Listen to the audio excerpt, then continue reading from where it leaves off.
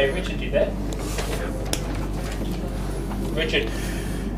Hello, welcome back to the live stream of Gridiron Queensland Sunbowl, Sunbowl 29. Yo, we got little kids doing ballboard. And we'd like to thank all our sponsors. The first is Impact Sports, specialising in American sporting equipment. Our second is GraphX, they paint signs and flags. And our other major sponsor is Motor and Marine for everything on the wheels and on the water.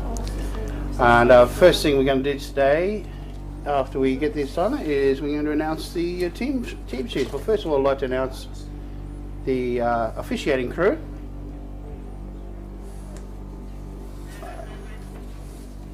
Copy. Yeah, too easy, just wait one tick. You ready? The officiating crew for today's game. One person at a time. You ready? The officiating crew for today, for the Senior Sunbowl, the head referee today will be Mr. Mark Louis. The umpire is Julian Leonard. The head linesman is Pat Humphreys. The line judge is Tim Renshaw. The back judge is Lucas Haynes. Field judge is Mr. Gary Kendall. And the side judge will be Tony Wiles. And our alternate will be David Hodgkin.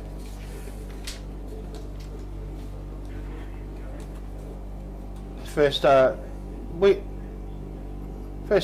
team we're going to read out today is the starting offense for the Western Cougars. Yeah, we can start off with we're going to have Steve Massey, number 6. Number 6.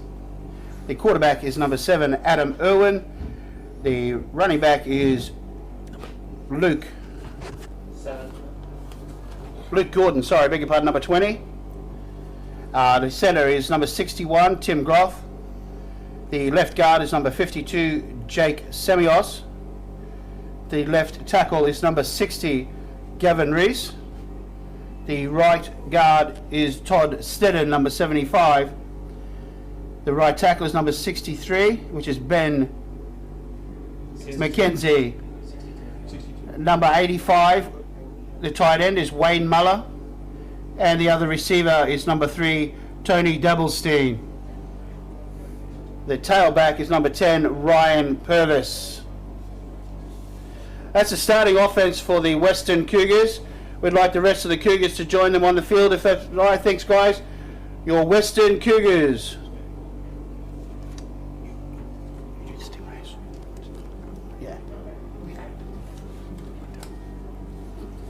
Send the Cougars out, guys. Send the Cougars out.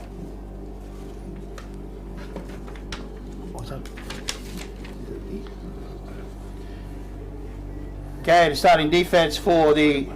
Sorry, when the Cougars get out there, sorry, I apologise. The rest of the Cougars are still coming on the field.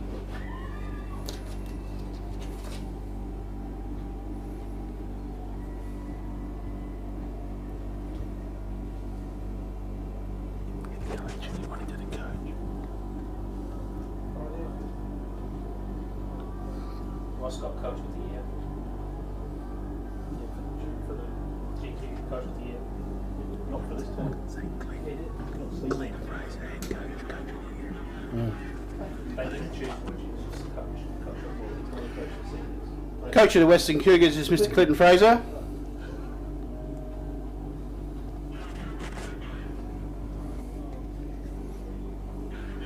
And to announce the starting defense for the Gold Coast Stingrays.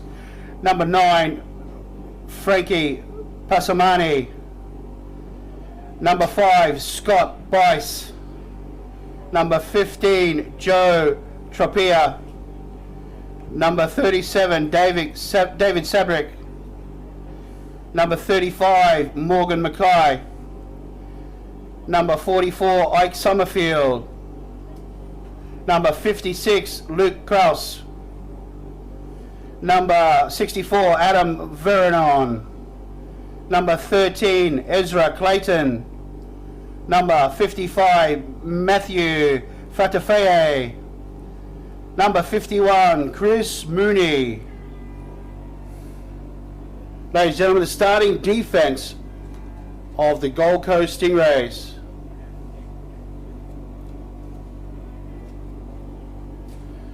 And the rest of the Stingrays, would you please join the team on the field? Ladies and gentlemen, the Gold Coast Stingrays.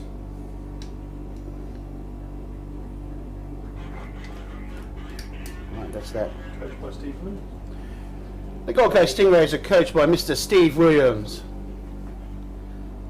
And his assistant coaches, of course, joining.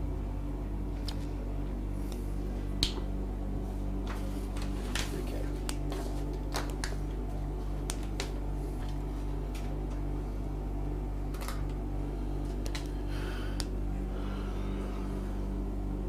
Now that the players are on the field and are ready to rock and roll, ladies and gentlemen, could you please ask you to be upstanding for the national anthem for Sunbowl 29.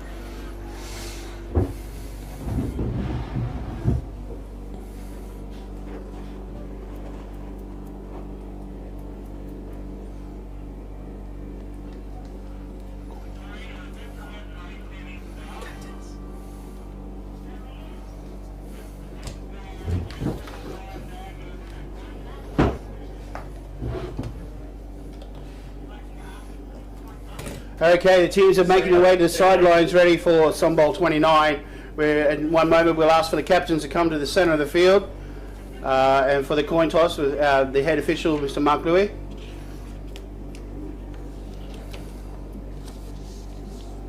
That's all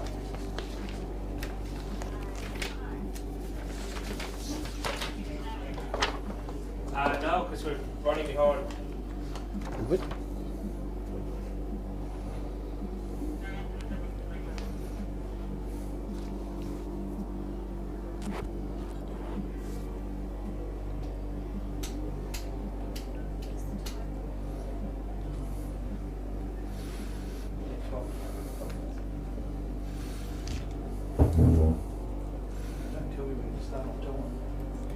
Don't tell me when to start. Actually, we don't probably start before time. It's meant to be 6 o'clock. People on the Wembley. Hey, Roscoe. Hey, Ben. Roscoe. Hey, we're in front of time actually. Do you want to slow it down? Because it doesn't officially kick off to 7. It's 6. We have 10 minutes. Just we've got a couple of minutes before the scheduled start of this game, which is exactly 6 o'clock. Just like to thank Mr. Mark Louis, who's the head official of this game today, for organising a fair amount of everything that had to be done for this game today, on all 3 games, in fact, for the entire day.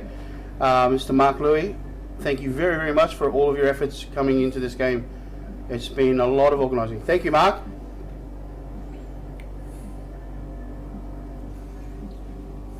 This game will be played in 4 quarters. They are 12-minute quarters, as you can see on the screen today. 4 times 12-minute quarters. NCAA rules in the last 2 of each half.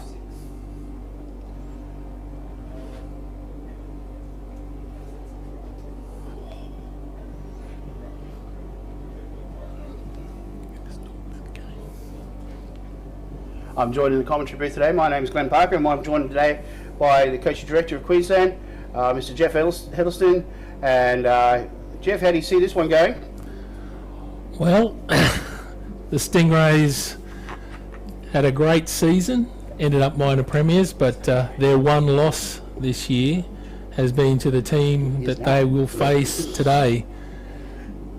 Yeah, definitely. I mean, it's going back to the old rivalries, and not only that, but the old school, Stingray versus Cougars days of the dominance of the late '90s, possibly through to 2004, 2005, but they played about nine in a row. It's been a while since the Cougars have come back to the Sunbowl, so I'm sure they're itching to play. And what better team to play than your old rival, the Gold Coast Stingrays, who are used to winning championships, no doubt.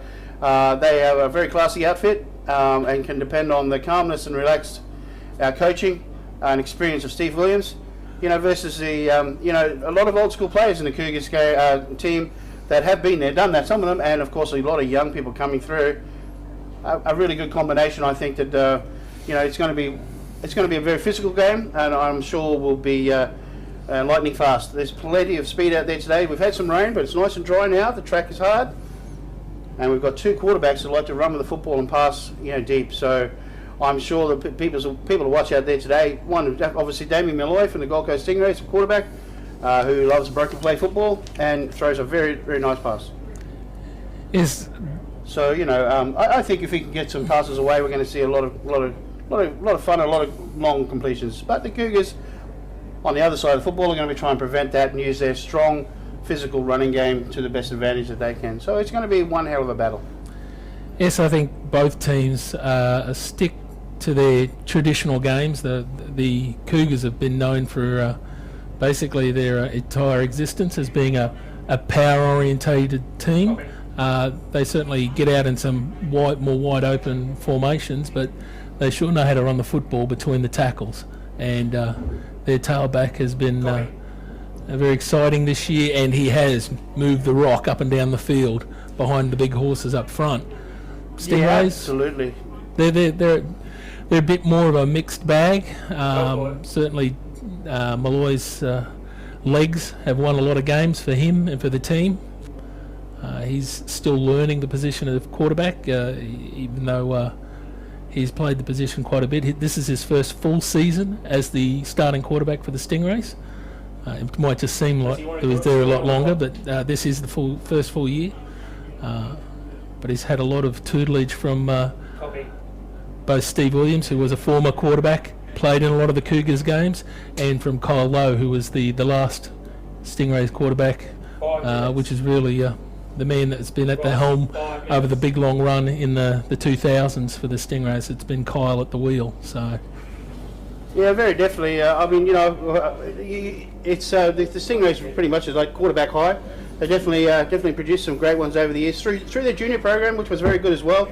That have come through and coached by some great coaches. And the ones you mentioned before, there weren't too many better than Stevie Williams and of course Kyle Lowe, who is a long time the Queensland quarterback here in Queensland for good reason, and won MVP of the league, and he's done it all. So I'm quite positive that Damien has learned a lot from those players, and Damien himself has a spectacularly flamboyant personality, and also he's a big playmaker. So I'm sure the Stingrays will rely on that.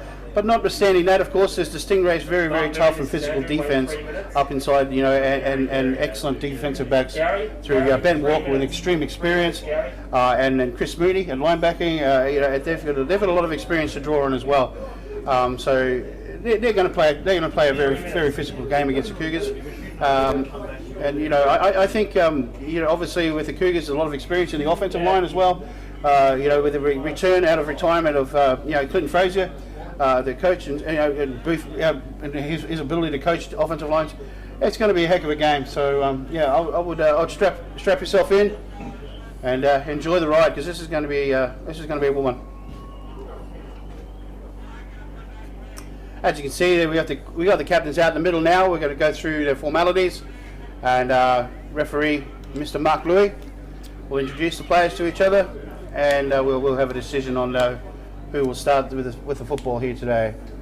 Captains, welcome to Sunbowl 29. Gold Coast, Cougars, congratulations on making it here. Cougars, you are the designated visiting team. Who's going to call the tops? That's a heads and tails. Heads and tails. 7, what's your call? Mark Louis, head referee's explaining. Cougars have called for heads. So this, Cougars have won the toss. What's your choice? Gold Coast, which way are you going? The Western Cougars. Okay, turn around, guys. Looks like the Cougars have won the toss, and Cougars was have asked. Here won we the go. toss Well, your and explanation. elected to receive the ball. Cougars have won the toss and elected to take the 29. football. Have a good game, gentlemen. So the Cougars will start first with the football today in Sunbowl 29. They've won the toss. So the second half, the Stingrays obviously will have the choice. Cougars captains come to the sideline. The Gold Coast go get their last instructions from their coaches. And we're about 3 minutes away from kickoff.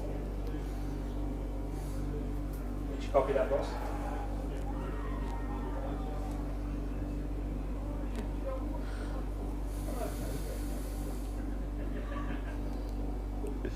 Ross.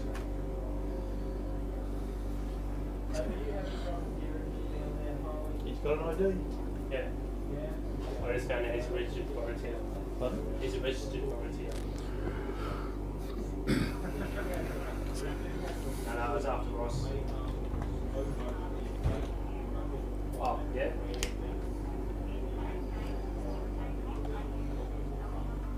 Is Craig James in here? No, he's not.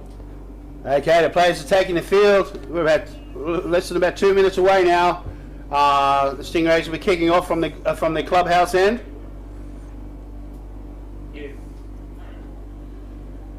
And back deep for the Cougars today.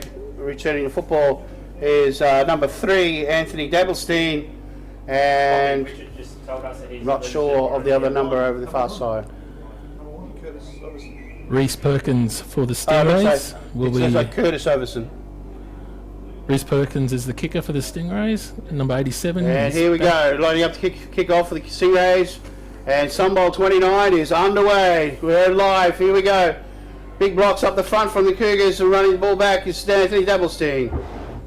Tackled on or about the 15, 16, 17, 18 yard line. First down Cougars, 1st and 10. Scott Bryce on the tackle for the Scott Bryson Stingrays. on the tackle for the Gold Coast Stingrays. Well done. So 1st and 10, Western Cougars.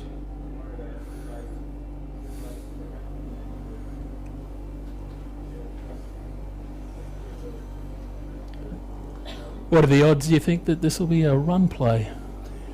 Very good, I would think, from first out. But, you know, we'll have to wait and see for that one. But, hey, sunshine may surprise us today. You never know. So the first out, we have Cougars out there with I formation. 2 receivers off to the left-hand side of the defence.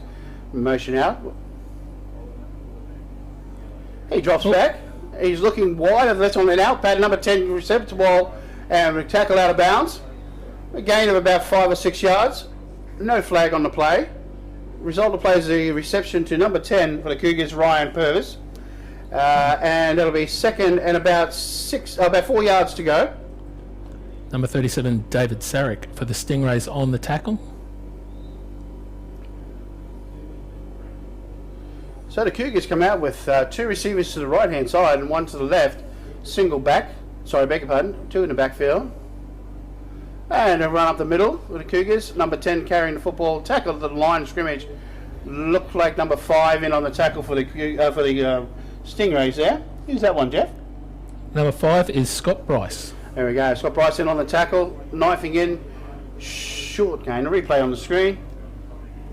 Short gain on the play, but brings up 3rd and short for the Cougars. About a yard to go. Yard and a half perhaps.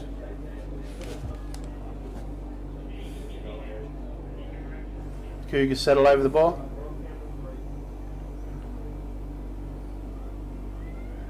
Now 3rd down, we give the full back up the middle. And we have a reach out and tackle right at the line of scrimmage. Very short gain if anything, but the referee has a spot. Looks short. Replay on the screen. Looked like the fullback pushed the ball out looking to achieve the first down, but I'm not too sure he did make it.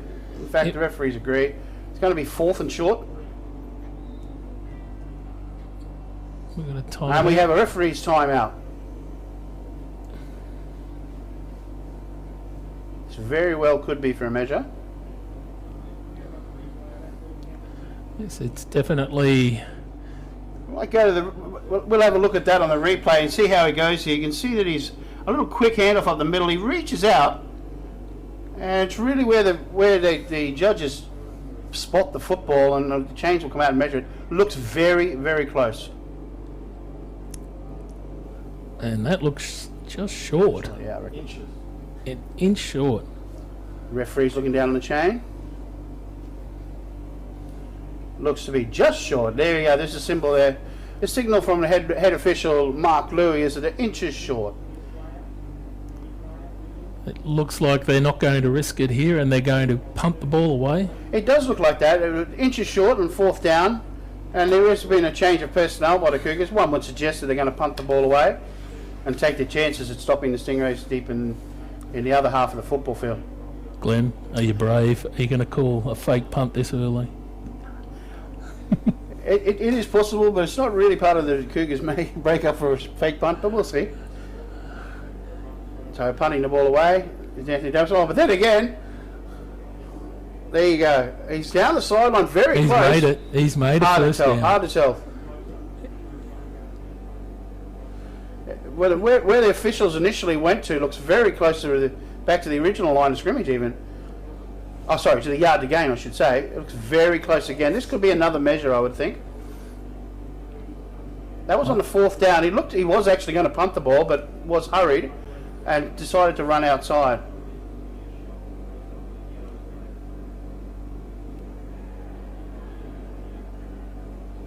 He's short. So they decided it was short, and the Gold Coast Stingrays have got the football. 1st and 10 Stingrays inside the Cougar half. I'm not certain that was the way they wanted that to go.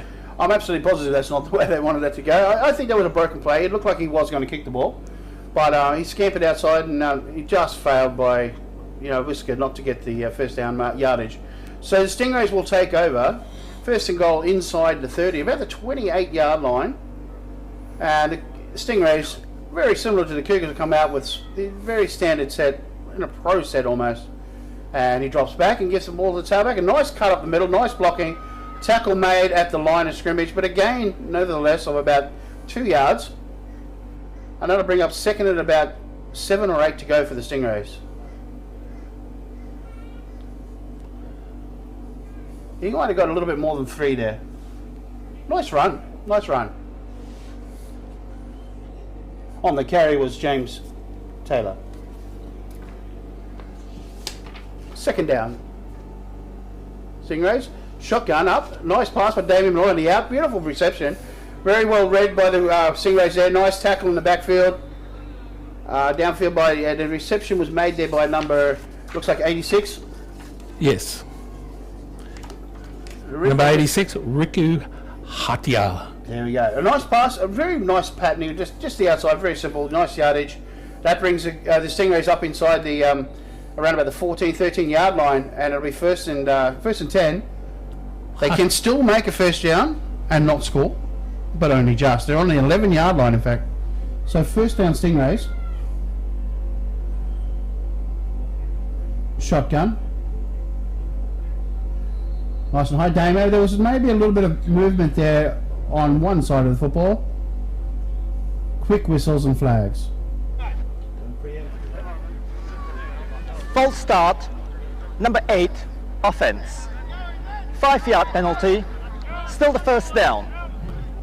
Explanation from Mr. Mark Louis there was that it was a false start by the Gold Coast Stingrays, which only marks them back 5 yards. And we'll spot the ball about the 16-yard line, and it'll be first and 10. First and 15, I should say.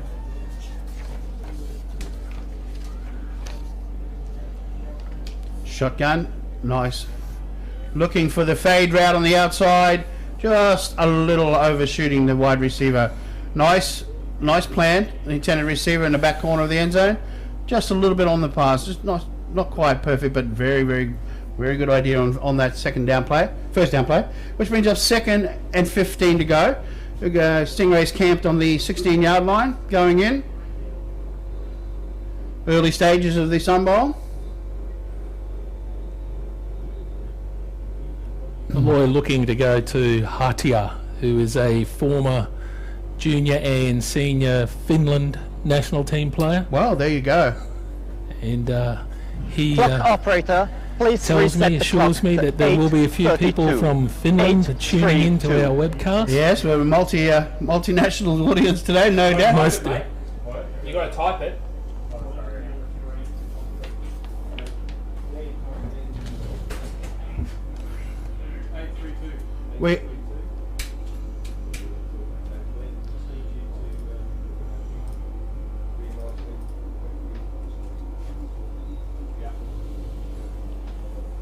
We were unaware.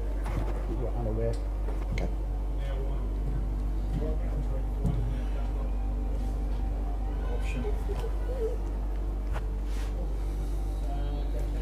A run to the left-hand side by the Stingrays there, a short gain, but it gets it back to almost the original line of scrimmage.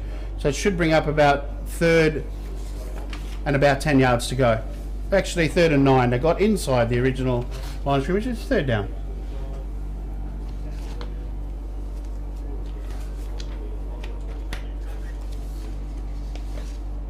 So the Stingrays, 3rd down, about 9 yards to go. Shotgun. 3 receivers to the right. It's a good snap. Damien Malloy scampers around, brought down right at the line of scrimmage. In fact, for a loss by number 56 for the Cougars there. In there was Craig Watson on the play.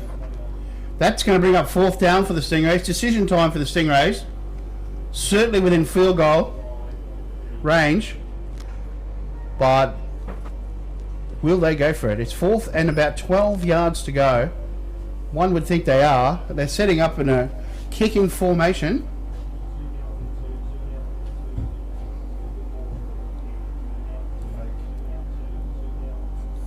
Nice hole, nice. Its ball is up. It looks wide.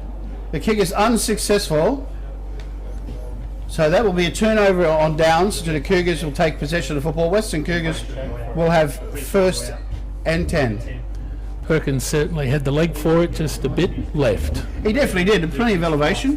Here we replay. It's a nice kick, but just pulled it just a little bit. Plenty of length, plenty of height. So 1st and 10. The spot of the ball is actually where he attempted to kick from, not from the original line of scrimmage where the ball is snapped from. So therefore the Cougars will come out to the 20 and it will be 1st and 10 from there.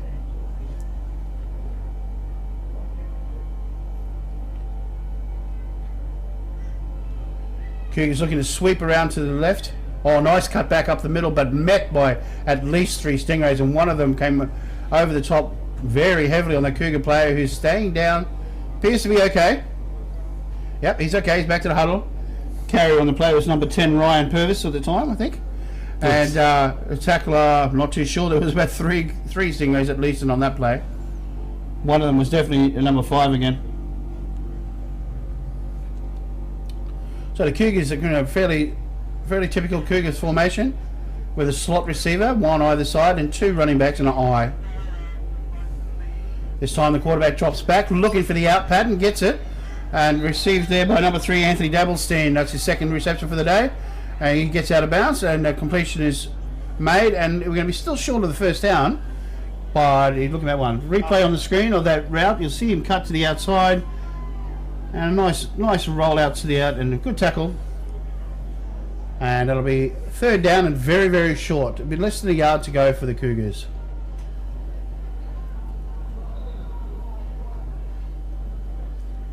You're going to motion by the Cougars across the motion, but come back out and reset.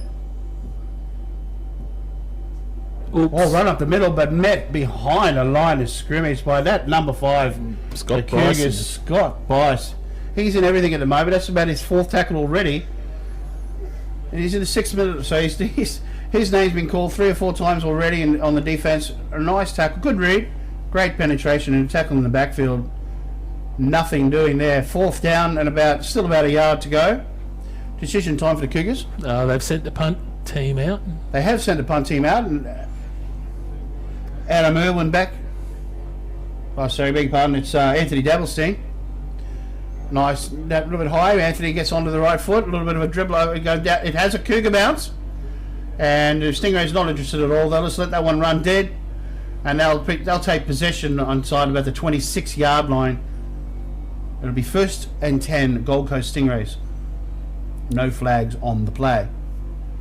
even though the Cougars' offence hasn't got a first down, I do like the fact that they're not trying to push the ball down the field, but they're establishing the pass game, getting those nice short passes. They just need to convert on those inches to go type of plays. Yeah, definitely. The one thing that we thought would be possibly the easiest thing for them to do is we found the hardest thing for them to do. So yeah, I agree completely. They're in control, but they're not doing any of that little job done. A little bit of a reach over play, but a nice play by the Stingrays actually, and that looks to be close to first down. Probably has the yardage. Must be very, very close. Signalled by this line judge on the near side as being okay. And replay on the screen, you'll see that Damien reaches over the top and places it in, and a nice blocking by the line to open up the left side. First down, Stingrays. Taylor is a nice downhill runner. That's a very nice downhill runner. Plenty of acceleration and nice blocking by the O-line. And this little nice little give and go. And away goes Damien Malloy this time. Damien scampers for about 5 yards. Nice little deception there. It's a nice variation on the read zone where the quarterback tucks it up inside rather than going outside. Yeah. The Stingrays have been renowned for good blocking schemes over the years. I remember they rode on the back of the zone blocking scheme for a long time, but that comes with, you still have to have good work and hard work, and they do it very, very well. Good lineman. This time it's shotgun at Damien. He's looking to pass this time, looking for the out pattern. Nice catch. Damien found the open receiver on this occasion, number 82 for the Gold Coast Stingrays. It's Matt Riles. Matt. He's a rookie this year. He's a rookie, and it's his first catch in the Sunbowl. Nice catch, Matt. On a nice simple out for a first down. Nice read by Damien Malloy and a perfect pinpoint pass on the out. First down, Stingrays. Into Cougar territory now on the 46-yard line, maybe 46.5. First down, Gold Coast Stingrays. Stack of 3 wide receivers to the right-hand side. And Damien cuts it to the left-hand side, looking for the option. Trying to cut through. Does get past 1 or 2 attempted tackles, and he will get another first down for the Stingrays. About 4 minutes 10 in the half. I wouldn't have thought that Damien would run this downhill offense. So there's more of a tuck and wait for everything to fall apart. But I think he's read that the Cougars are coming hard, and he's cutting inside them. And more power to him. He's actually running the ball with a lot of purpose. 2 receivers to the left this time, the Stingrays. Damien sits back. Nice pass, Dick, but a lot of bit of push and shoving going on there, but the ball has fallen incomplete. Hard to see if it was just a tangle up of legs, but the ball hits the ground. No flag. It's Malloy trying to get the ball to Riku Hatia. Result of play incomplete. It'll be 2nd and 10 for the Gold Coast Stingrays. It's quite clear that Damien Malloy is not scared to throw the football against this Cougar backfield.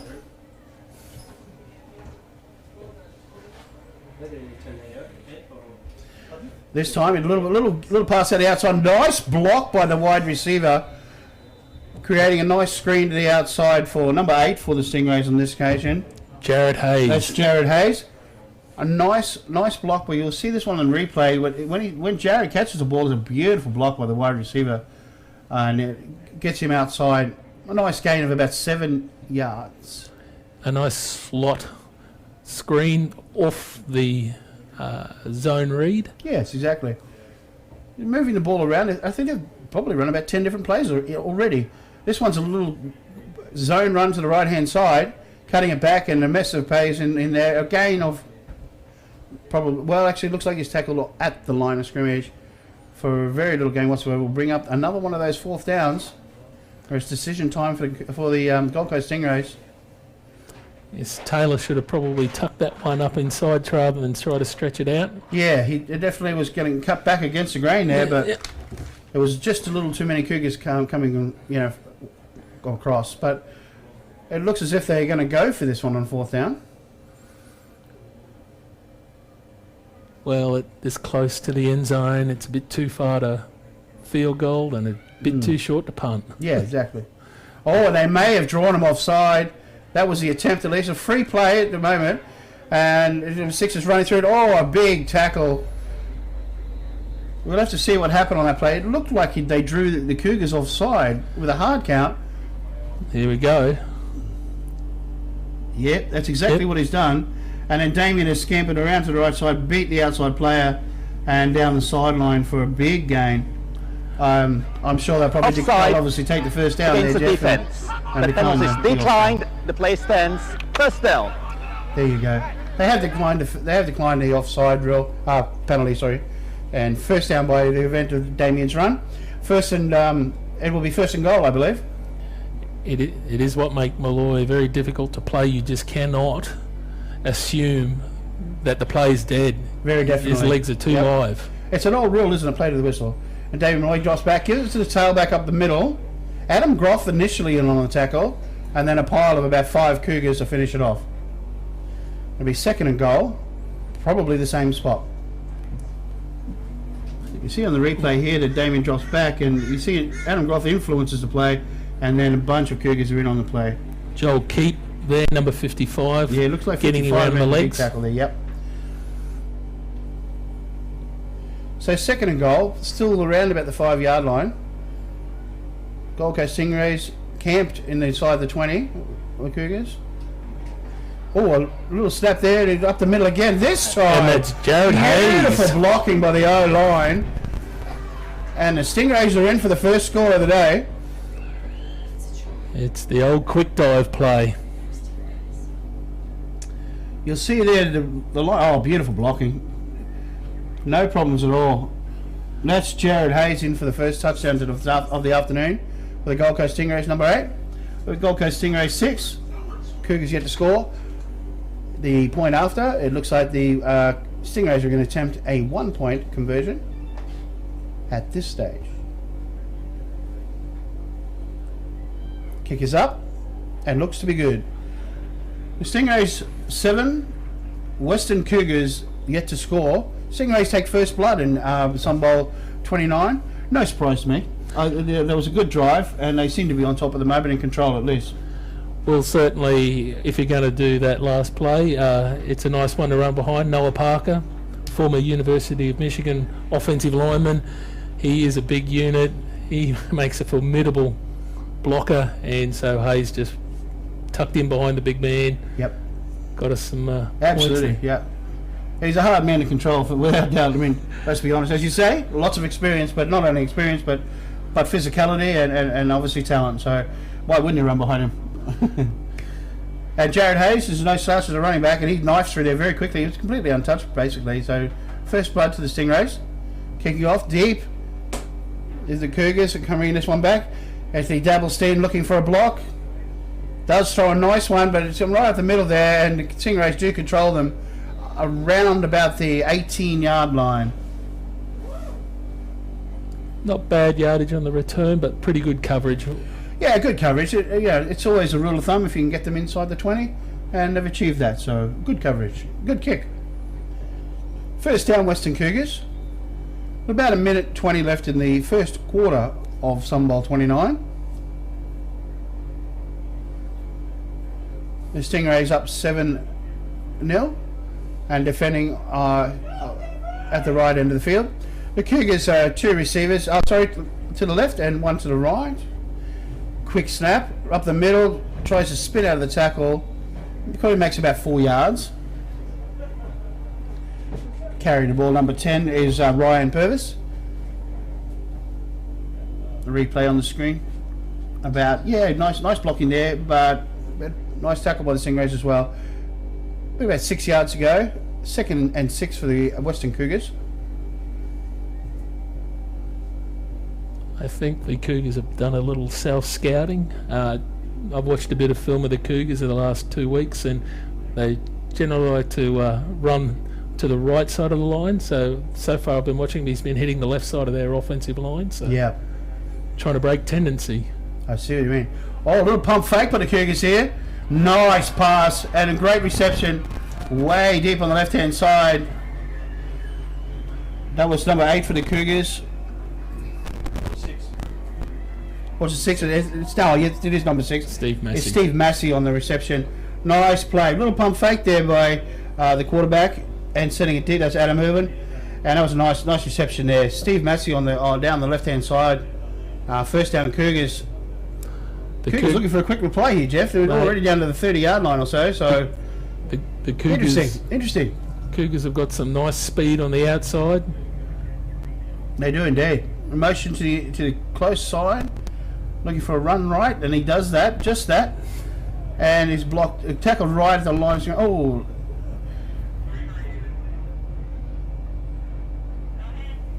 Okay, so the ball will be spotted on about the on the 30. It looks like no flag on the play.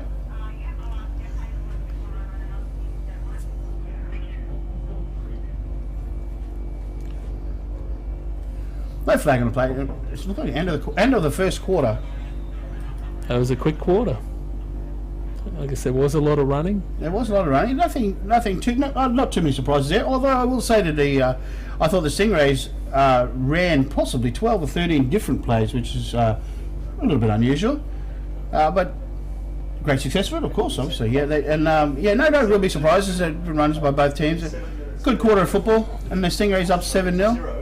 I don't think too many people would be surprised with that. If it was the other way around, people wouldn't, again, not be too surprised.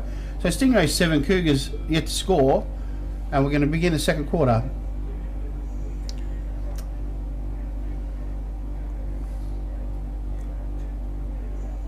So the last couple of plays from the Cougars, a bit more what I've seen on film of them, running to the right side, getting more vertical in their passing game. Yeah, very. I agree. That's definitely been their the way they usually do run the plays.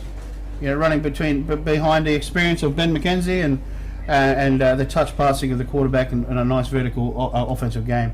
So we'll probably see a lot more of that, I would think, particularly out of this I formation we have here.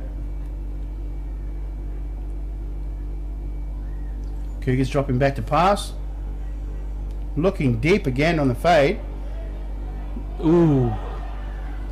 The pass is intended for incomplete. Looking for Dabblestein again down the left-hand sideline.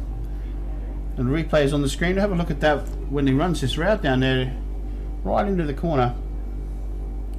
Nice high to the ball on the hip and lets it go just over the top of Anthony Dabblestein. Oh, I beg your pardon, it's Steve Massey who was the intended receiver, in fact. So the Cougars getting a bit of the play action off the right side and then going deep. Totally, and it's exactly what the Stingrays would expect. So that's exactly why they did that, for sure, yeah. Going with their strengths. And here's that motion across the back this time. Cougars looking once again to pass on the out, wide open, but it's overshooting Anthony Dabblestein. This time was the intended receiver. An incomplete pass will bring up fourth down again for the Cougars. Are we almost in the ridiculous zone for punting? Yes, it's one of those ones, isn't it? It's unless you're a specialist at the pooch punt, it's a little bit of nothingness. So they're probably, my bet is I'm going to go for this. I think it's a little far for a field goal, but we'll find out. It looks like they are going to try the pooch punt, Jeff. Maybe to the corner. Dabblestein's Anthony in. Dabblestein. And that's exactly what he's doing. A little poochy to the corner. But obviously the Stingrays were aware of that fact. And a nice run back, in fact, by 87 for the Stingrays. That's Reese Perkins. There you go, Reese Perkins. A nice run back. The Stingrays anticipated that extremely well.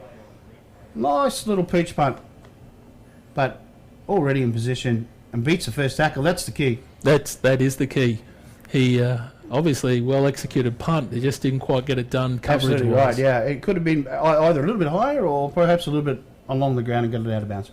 But nevertheless, the Stingrays will take over on the 21-yard line. 1st and 10. We're just into the second quarter of Sunbowl 29. Stingrays up 7-0. I formation, motion across the back. And it's a little sweep, toss sweep. We have flags in the play.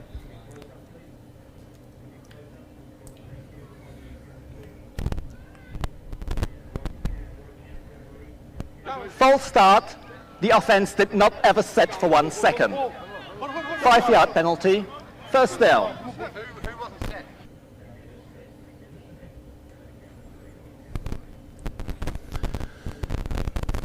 Stingrays asking about the call there, Jeff, but it looked to me that the offensive line actually weren't set when the motion guy went across. So obviously, you know, he's going to call a full start on the entire offensive line. I'm not too sure. But I don't argue with the referees. That's you never argue. There is no point. There is no point. Exactly to that. right.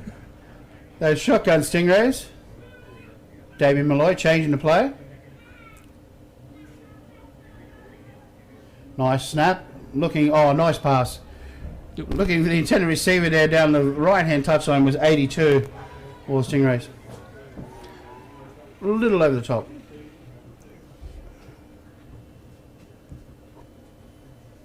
That was Blaine Yates on the coverage. That was good coverage by the Cougars there. Yeah, it was good coverage there. He was right on his hip all the way along, and it was obviously Damien was looking for that a very Kyle Lowe like touch pass down the sideline there. Just overshot it just a tiny wee bit. Bring up second and about 14. This is a run up the middle for the Stingrays. We had to tackle at the line at the point of the original line of scrimmage, on around about the 20-yard line. So bring up third and about 10 yards to go. Maybe 11. We have a Cougar down. We have the clock stopped. I beg your pardon. We have an official's timeout for the injury. Can't quite spot who the man is down. Yeah, it's 59 for the Cougars, actually. That's one of the offensive linemen, obviously. Ethan Shaw, number Shaw. 59. Yep. Ethan's just having a little trouble, possibly with a knee. Never good to see a guy down with an injury. No. Particularly when you are an amateur and you have to front up for work. Exactly. It's always been part of our game, isn't it? That amateur sport, that we have to front up on Mondays to do our jobs, whatever they are. We have to be a little bit more careful every now and then. Although we tend to forget that when we are actually out there on the gridiron. I think that's the one great thing about the gridiron. You completely do forget those things. Indeed we do, yes.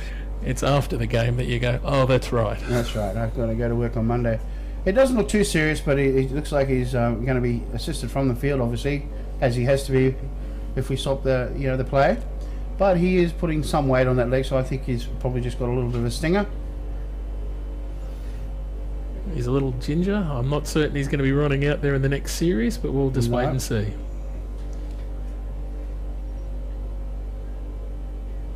So the Stingray offense settle over the ball again on third down, and about 11 or so to go. There we go, Damien Malloy looking left. Pass was just behind the receiver. Not sure that he got hold of that one. Looks like it's incomplete. We'll bring up fourth down the same spot. He was open, but the ball was slightly thrown behind the receiver. Either missed home route or pass. But fourth down and 11 to go. Malloy looking for Riles again, but just not quite connecting with him at the moment.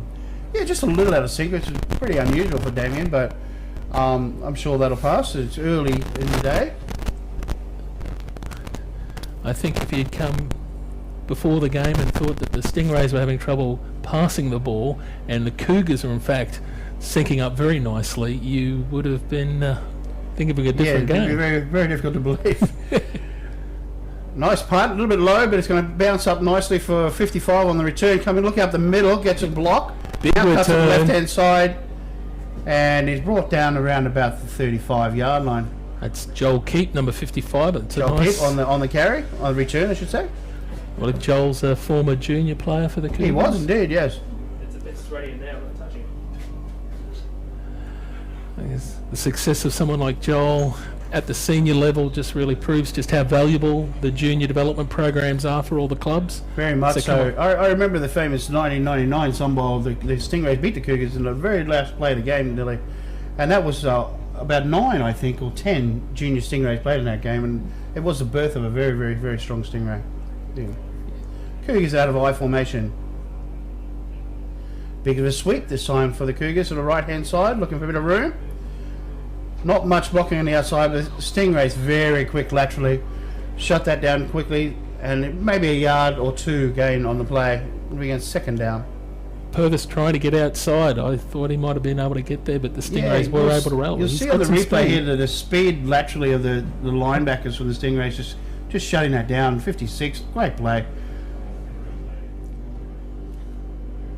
They're awfully quick around that edges.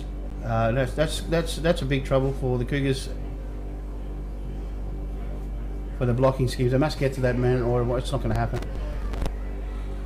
Stingrays playing a good tight box formation right up the front, and a good form of four straight across the field with it. And look, a pick for the Stingrays here, and a pretty clear run to the sideline, up the sideline. 35 on the pick, and the quarterback can't get to him.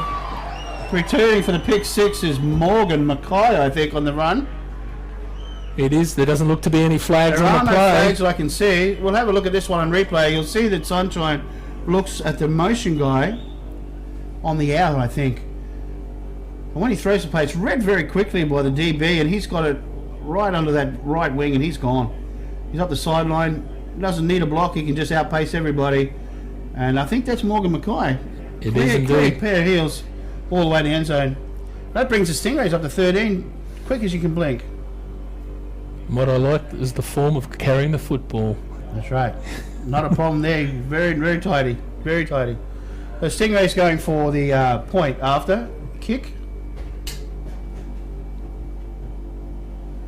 And looks to be blocked. Perkins trying to run with it, getting nowhere.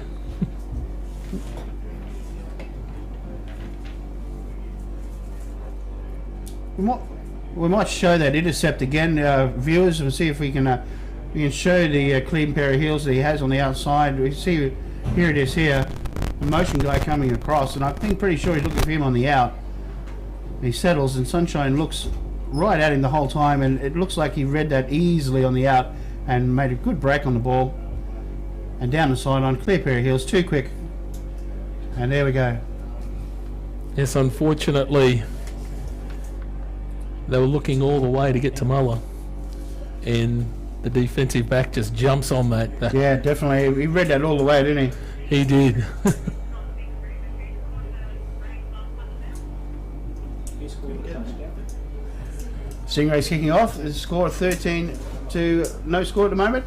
Returning to football. Cougars looking for blocks up the middle of the field. Cuts it right. There are a lot of Stingrays in front of him. And the fumble out. But it looks like the Cougars have got back on top of the football. Number 20 covering the ball there. That will be Luke Gordon, I believe. Luke Gordon. Yeah, Luke Gordon, the fullback there. Defensive Muzzle to his mates. yeah, right side. I must admit that was a brave return. He caught that He football seemed to right cut on the towards goal line. Yeah, it seemed to cut where everybody was standing waiting for him. But oh well. He could have had the option of just let that ball go. I'm sure it would have went out of the end zone, definitely. but he caught it right on the end goal line and tried to run it out. He did indeed. I've just been handed some information, Jeff. You might be interested to know that right now we've got over 110 viewers on the internet watching us at this moment. And so far today we've had 1,233 odd that have actually been watching the live stream from Brisbane. That is astounding for a first attempt. This First is attempt, that's history. really good stuff. The Cougars run up the middle. And he maybe gain a couple of yards there, maybe not. But yeah, over 1,200 people have logged on and watched the game today. Replay on the screen. You see a run middle here from the Cougars. Bryce and He Tapia. does cut inside, but wrapped up by the two linebackers right smack in the middle there. Maybe got a yard or two. I think the key for the Cougars is to continue to feed their playmaker and just persist in trying to get him loose, Yeah. because once he Yeah, breaks it very loose, much.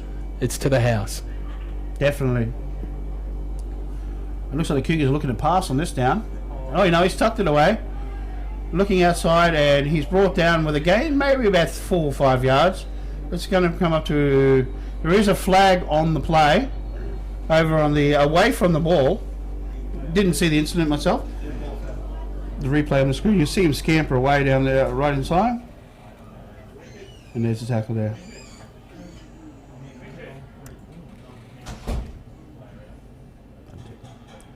There are a couple of flags. There's 2 flags around about where the tackle was made, but there's also a flag back behind the play, and the officials are talking about it now.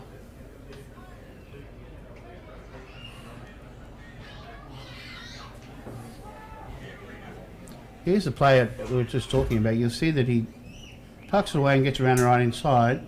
A block there, and then a tackle there. Maybe a use of hands.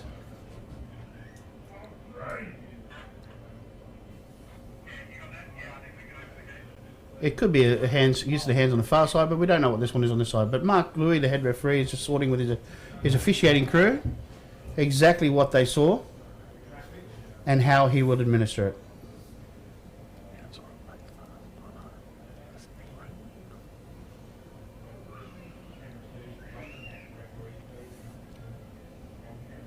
We have multiple fouls on the play. After the play was over, unsportsmanlike conduct, unnecessary roughness against number 7.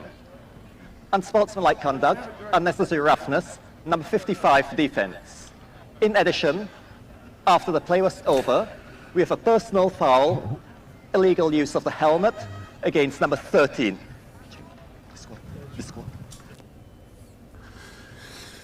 Number 13 is disqualified from the game.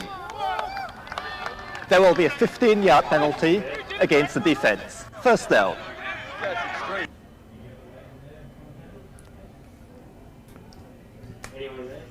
It looked there was multiple fouls on the play. It's just been disqualified from the game. It looks like that there was a couple of there was two, but there was a further illegal use of the helmet by number 13 from the Gold Coast Stingrays. Ezra Has Clayton. been disqualified from the game.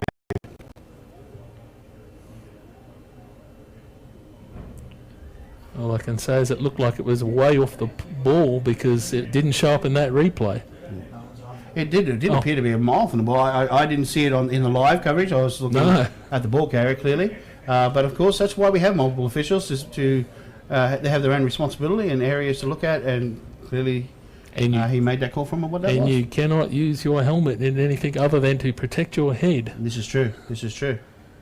So the end result is that the Cougars looked like they got a 15-yard penalty, of course. First down for the unsportsmanlike conduct. So we're going to go 1st and 10.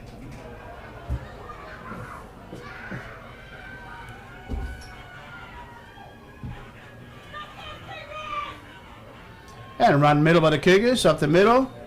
A gain of about 3 or 4 yards. And the carrier on this occasion appeared to be number 10. You think by now he'll know what to do? Which is Purvis. Okuno Osea. Oh, number. No, it's not. I beg your pardon. It's Ryan Purvis. It's My apologies. getting a bit dark in the commentary booth. It's a bit hard to tell. That's better. I can see There we now. go. Thank you for the... Thank you. Slight Let there be technical light. We have the lights on in the commentary booth and we can see what we're doing now. So, single back and 3 receivers to the left for the Cougars. Dropping back, looking to pass. Scampers around the outside. Good discipline by the offensive lineman there. Deep pass. Ooh, he's picked off. Picked off by the Stingrays deep. And will be first down, Gold Coast Stingrays. That's his second intercept of the There are game. no flags yet. Second interception of the game for that player. Almost in the same area, in fact. Yes, Morgan McKay just picks it off again. That's his second interception. He's making an early bid for MVP. It was a good scamper around the outside. You could see that one of the linemen involved in a block. He was very tempted to hold, and he didn't, which was good discipline, but unfortunately forcing the issue. Defensive backs of these Gold Coast Stingrays love that. Irwin got outside Chris Mooney, who's playing defensive end for the Stingrays. Yeah, exactly. But wasn't able to capitalise. Yep, totally. So the Stingrays shifting formation twice in the same movement. They've got a couple of guys moving over, and then we got a little shuffle behind the power on the left, and then it cuts it to the right, which is he gets a lot of room outside. He's going to gain, looks like about 8 or 9 yards on the run to the right-hand side of the offense. We'll bring up second and short. Yes, Taylor picked up a nice chunk of yardage Replay on the there. screen. You can see where he cuts around here, and there's just absolutely no one in front of him, and he just runs it to the corner, looking for that. It looks like he did actually get the first down, in fact. So first down, Stingrays. Do you need some help?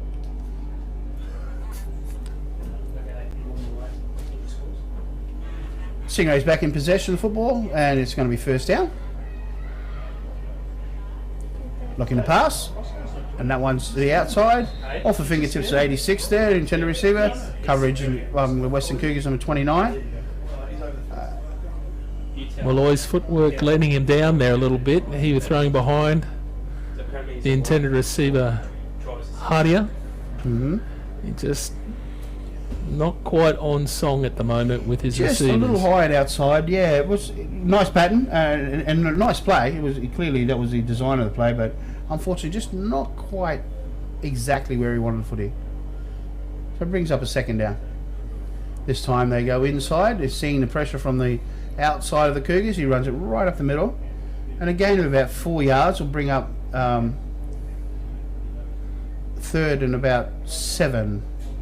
A little inside trap play there. Andy Farrell, the left guard, pulling around. Yeah, it's a good play, the old trap play, and they always have had good pulling guards and tackles, and on those misdirections, and of course the inside traps. And it's all about the timing.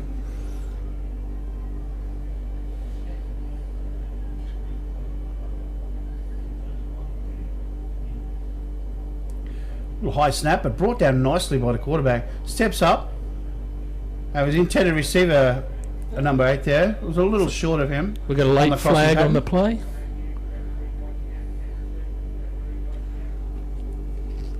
And we have a flag on the play.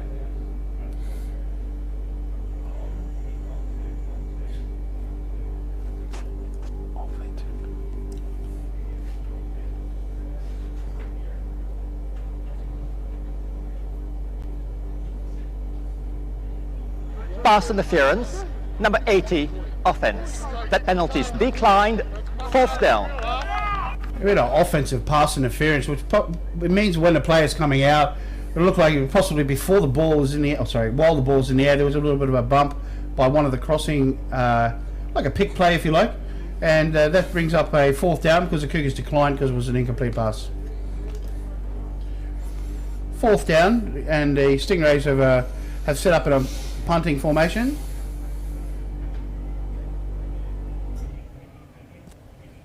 Good snap and a nice time, plenty of time to kick the ball. Nice spiral. And there we go. We have a bounce. We have a Stingray bounce. And the Stingrays have effectively killed the ball. And we're first down Cougars on or about the 20-yard line.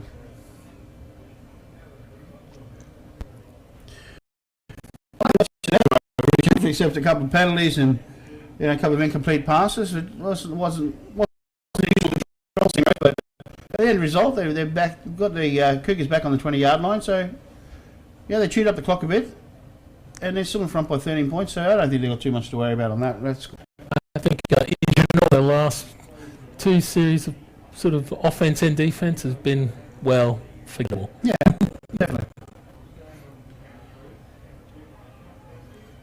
So here we go. Cougars back with the possession of the footy. And the first is a give up the middle. The carrier is number 15. It's Kuno Isefa, and he's got a run to the right there of about 2 or 3 yards. Second and about 7. Luke Krause, I believe, on the tackle. One of the Stingrays. Yeah. Number 56. And 56 on the tackle. Yes. Do you want to turn that lamp on so we can turn the lights off? Because you guys are fine. I think that's just to move it. On, off's down, bottom. Yes, there it is. No, it's not plugged in. Never mind. Never mind. I'll get it later. Half time. Cougars a give to Isaiah again over the right hand side. This time he does break the first tackle and gets the first down yardage. In fact, signalled that he has got it. Replay on the screen. You'll see this one. There's a nice block here on that pull, and Adam Groth and the other guard, looks like the tackle being played. Nice tackle by number 9, and just enough yardage for the first down. Getting to a little power football, a little Cougar football. Yeah, a little familiar way of playing the game there by the Cougars. Definitely. Adam doesn't normally venture back there too much nowadays. Yes.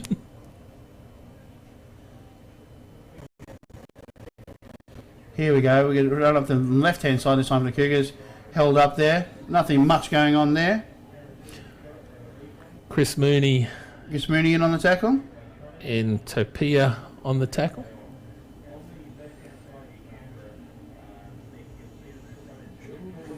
Yeah, it's Chris Mooney, yeah, coming off the block there and making the tackle around the legs. Nice play by 51 from the Stingrays, Chris Mooney.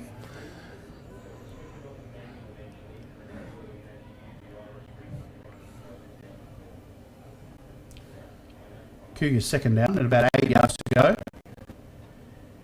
I formation, looking to pass on this occasion. Stepping into the pocket, but nothing much happening over the middle there for the Cougars.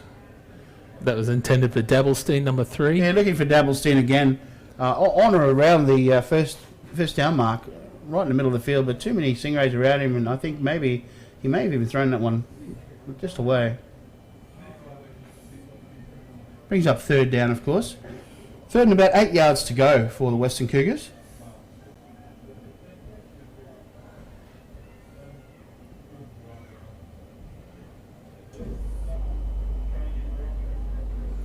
So Adam Irwin comes down under centre. Single back. Drops back, looking to pass again. Oh, nice block. But he's swamped by a couple of the Stingrays right there. Can't pick up who the eventual tackler is. Mr. Mooney. There's Chris Mooney.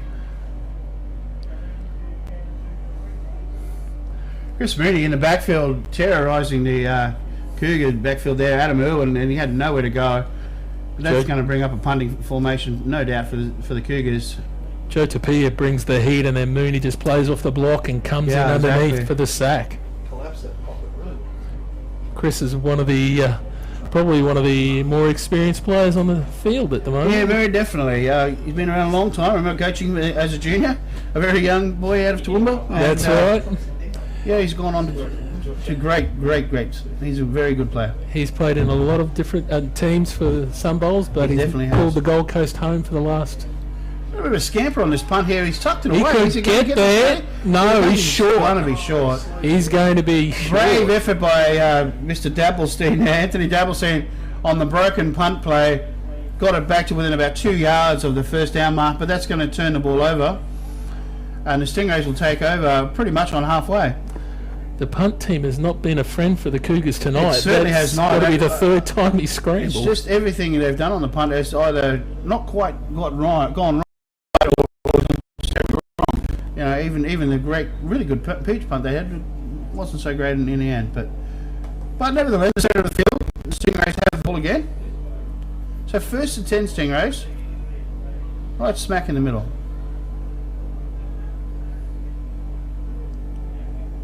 I formation Stingrays, 2 receivers to the right hand side. Beautiful snap. And Damien Malloy tucks it under his wing, cuts to the right hand side, looking down the sideline. Flag. There is a flag on that. He is very close to the pylon. Very, very, very close. There was a flag on the play. Yeah.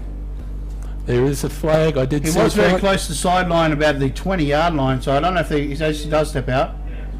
And Yeah.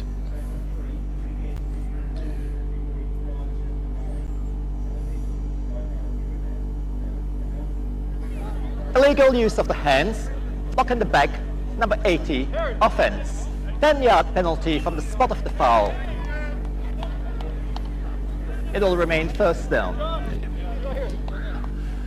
The rookie Matt Riles, number 82. it looks like the referees have spotted a block in the back on the run by Damien down the sideline, unfortunately, and that's going to bring that back. It'll still be first down. It looked like it. Pretty much back to the original line of scrimmage. In fact, it's within an inch or two of exactly where he was. Pretty well. So it's going to be first down and 10 yards to go for the Gold Coast Stingrays. Did look like a designated quarterback draw. They did indeed. He scampered there very quickly. It was a very quick snap. And a nice little hand up the middle this time. Stingrays cutting to the left-hand side. A couple of Cougars in on the tackle. Good gain of about 5 or 6 yards. 5 yards on the play. Yep. Taylor, yes. Just punching in, following his blocks, going behind Yeah, definitely. Parker and Co, who just pushes his man. Yeah, he puts him inside and just gave him that little bit of a lane there, and he very, very he took that little opportunity quite nicely. A nice game, 5 yards, Damien's still back in shotgun. Nice and soft, straight to Damien's hand. Another one of those controlled draws, but this time the Cougars have him wrapped up back at the original line of scrimmage. Not too sure. In there was 55 and 50. Let's have a look who does get in there. 56, beg your pardon. Yes, 56 is the first person in the football and actually does make the tackle around the ankles. That's Craig Watson. He was the man who went off on the injury before. He's obviously back up and proving he can still do what it takes. Magic sponge. The magic sponge call has been made. So 3rd and 10, Stingrays, shotgun. Damien Malloy looking left. Nice out pattern. Receiver's wide open. Ball pops out, but regained again by the Stingrays. So it's going to be a first down, I would imagine. No flags on the play. That's Matt Riles, number 82, on the reception.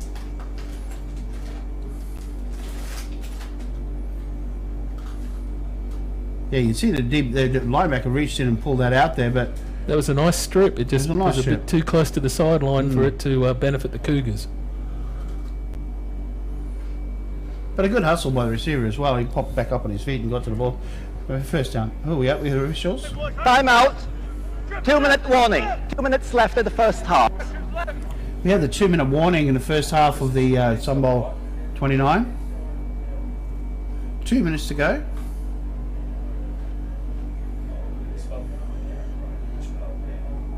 Stingrays are going for the first down, looking for a pass down the right hand side. Tipped, but falls safely to the ground. Incomplete. So we have second down. 1 minute trying to get through to 49, I beg your pardon, to go in the first half.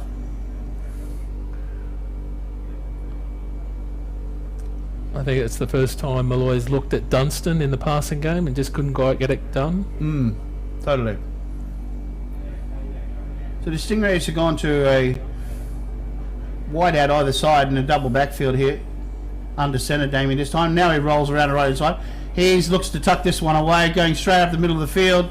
He cuts to the right hand side, stands on his feet, and looks like he's in. I think Damo is happy. There's that danger, Damien Malloy. He tucked that away. And we're going to replay. You'll see it here. That he rolls right around. Good block coming back. No fear at all. Just runs it right at the defense, and with very little doubt he was going to get to the corner, or even up the middle.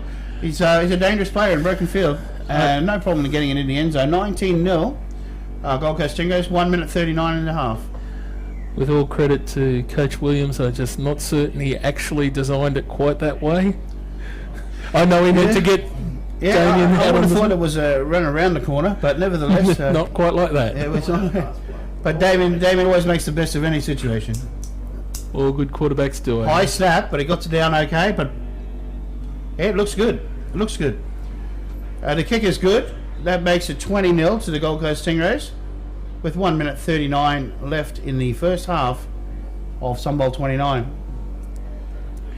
Canteen is closing soon. The canteen is closing soon.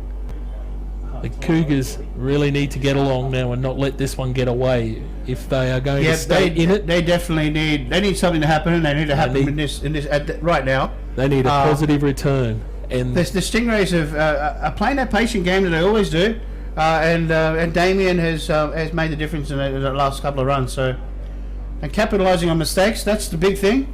You make mistakes in big games, it's going to make it even tougher for yourself. So Cougars have got a little hill to climb here. The Stingrays up 20-0 with 1 minute 39 to go in the first half.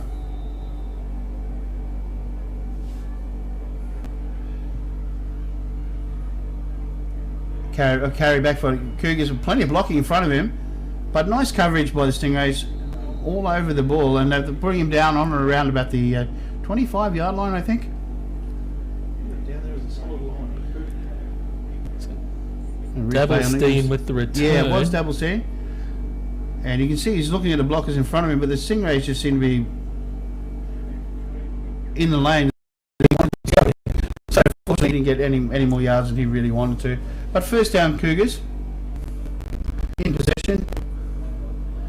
Stingrays have actually focused. There's been a point of focus for them.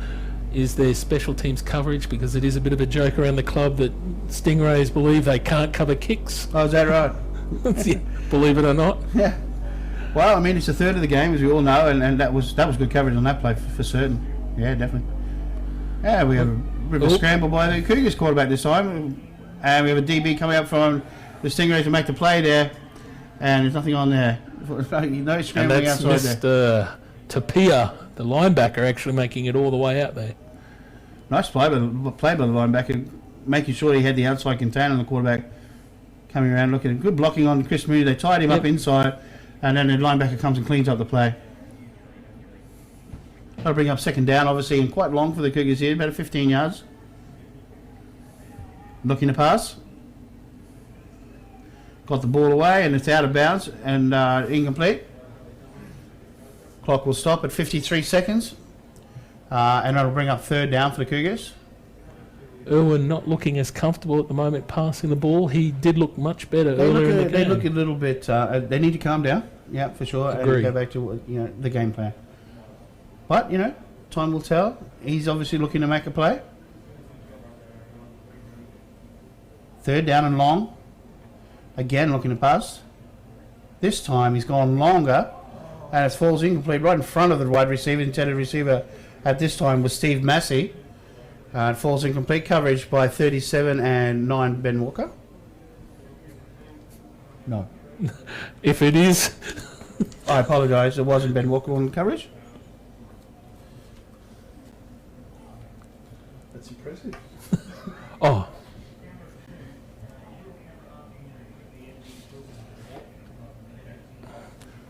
It was Frankie Puzzleman. Yeah.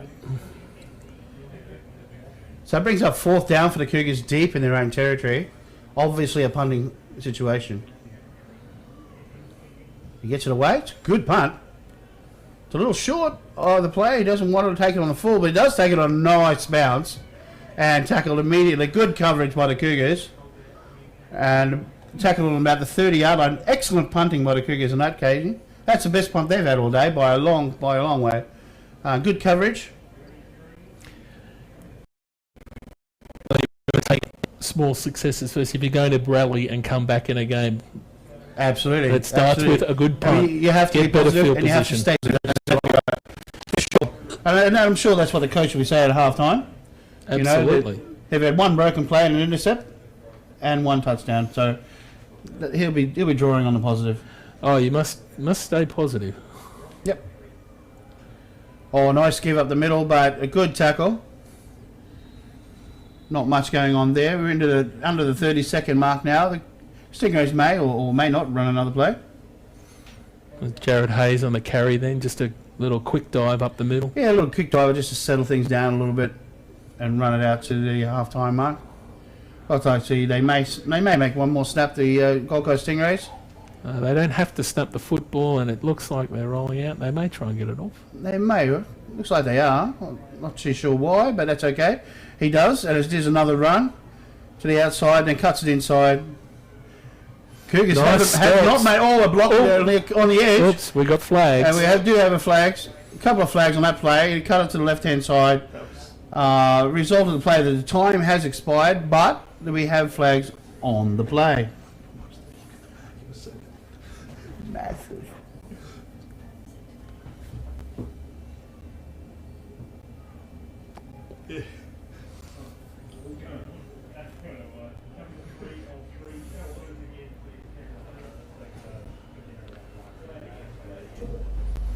I would imagine the Cougars will just... Illegal use of decline hands. and let it go. Block in the back, number 82. Time is expired in the half. This ends. And they have. Of course, you can end the game on an offensive the penalty. result of that play, the referees announced that there was during the play an illegal block in the back or illegal use of hands in the back. The result of the play was the time had expired on the clock, and we have half time. We're going to half time in Sunbowl 29. We have Gold Coast Stingrays 20, and the Western Cougars yet to score. We'll be back after a short break, and we'll enjoy the second half, the last half of football for season 2013 in Queensland. So we expected It'll be a good one. But thank you. We'll be back very, very soon. Canteen is about to close.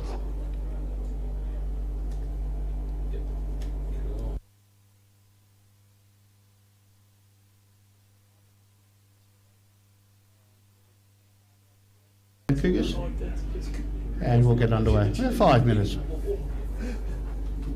Cougars number 40 has changed its number to 52. Cougars 40 is now 52.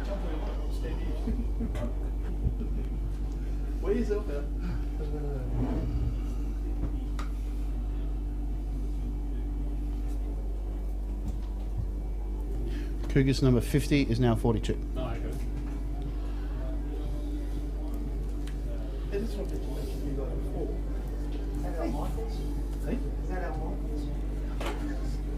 So I meant to mention before, obviously there's something going on with Purvis. Tailback number 10. Oh, Massey. Hey, man. How are you? Feel good, mate. Good, mate. Having a ball. Having a ball. It's great fun. So, can you hear all right? Is it all right? Oh, yeah, but I was watching on the webcast at home. Oh, really? Yeah. Oh, cool. Apparently it's really clear. Beautiful. Yeah, really. Then I just look at the quality of the red side.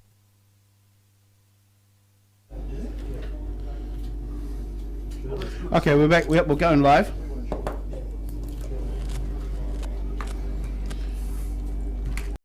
Welcome back to our podcast today. We're just having the Cougars and Stingrays at half time. Coming back from half time. They've got a little warm up. We're about 4 minutes away from kick off the second half of Sunbowl 29. If you just joined us, welcome. If you've been with us all day, we appreciate it. We're live casting today from Brisbane. It's been a bit of a wet day to start off with, and we had two excellent games of football.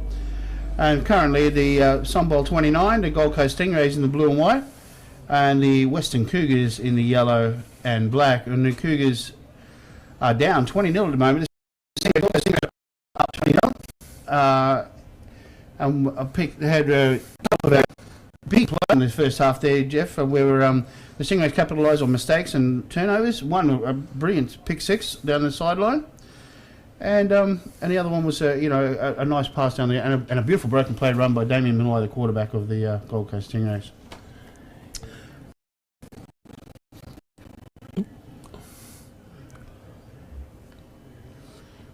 The Cougars and Stingrays are just warming up, and the result of the first half option was the Stingrays. The second half, was it Cougars actually, wasn't it? They had third, did they? Okay, so the option will be offered to them, and. No doubt, down 20-0. I would imagine the Cougars will take the footy and try and drive the ball up the field, but we'll see. No, it's down to the last 24 minutes. The last 24 minutes of football in Queensland for this year, anyway. Straight after this, of course, the Sun Devils go straight into camp in preparation for the national titles. Yes. Much of our focus is on that at the moment, with generating funds for these players. And assistance and coaching camps that are already begun. Of course, these players that we're seeing tonight, a lot of these players sat out last week's first couple of sessions due to the fact, of course, they're playing today. And then once this is done, I'm sure the coaches will gather them together for another run at getting them all organised and ready for the next year's run at the national titles, which Queensland I'm very much looking forward to.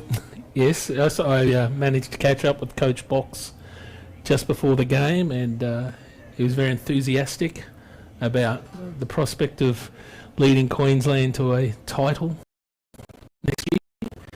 He got the training session last week. He got a lot of good intel on some of the players that aren't involved in the championship games, but particularly some of the players on your teams, like the Raptors.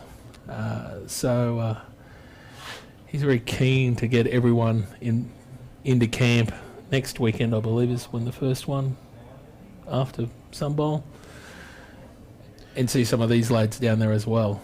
Yeah, I dare say. I mean, it's Coach Stephen Box and his crew will be very, very keen to get these guys back together. And I know he's very thoughtful and exact, and he can't wait, I'm sure, to get hold of these players and get them motivated. No, Coach Box is a very good student of the game. A lot of the systems that he developed helped the Ravens ascend, and I'm sure, well, in fact, I know that the Colts team have benefited from all that work that The he did. Stingrays will be receiving the ball to start the second half. And so he's a great leader for the next. Okay, we've actually had, while we were talking about the state team there, the option was given to the Gold Coast Stingrays, and they have elected to receive football to start the second half.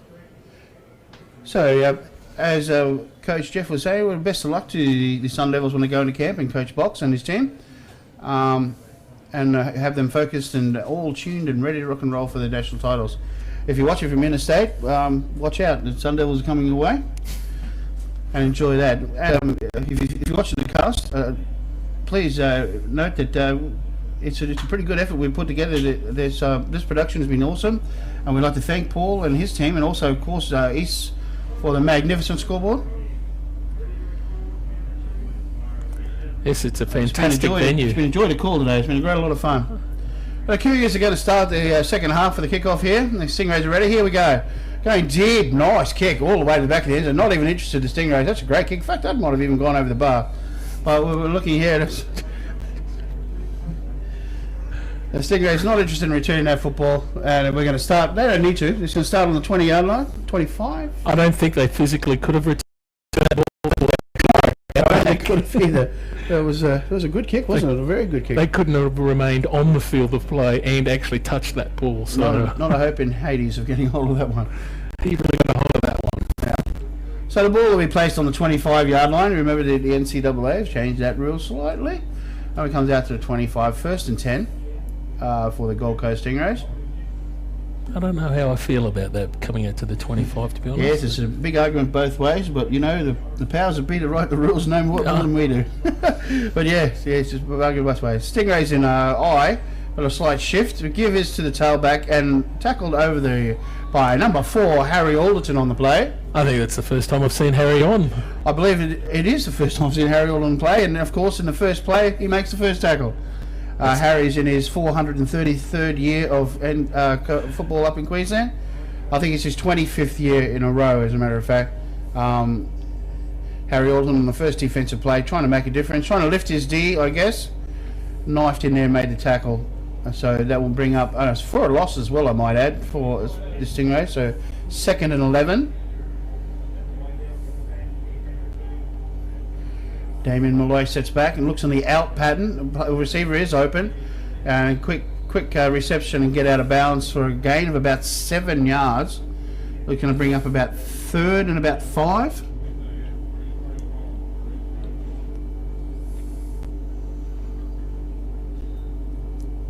Nice out pattern there by the receiver, wide open. And he steps out of bounds. Safe. Matt Riles with another catch. He must be getting up close to 10 catches for the game. Yep. Very controlled start to that half there. Well, Damien, nice and relaxed. And shotgun formation, 2 receivers to the right. That's where he's looking, but he is going to tuck it away again and run to the left-hand side, looking to get out of bounds. But again, as Damien always does, he actually steps back in bounds, but he got the first down, nevertheless. On the play in the backfield, in fact. We'll have a look at this one.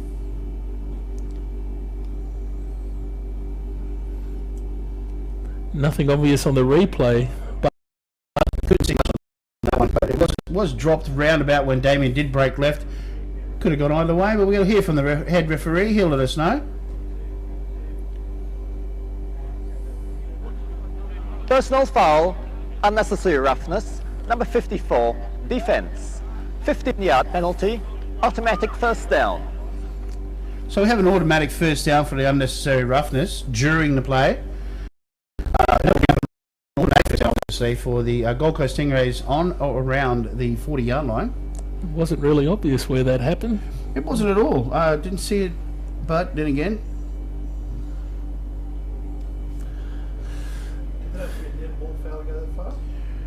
Yes, during the play, that actually, because it was a live ball foul, it's actually tacked on to the end of the run, and the end of that run was where the catch was.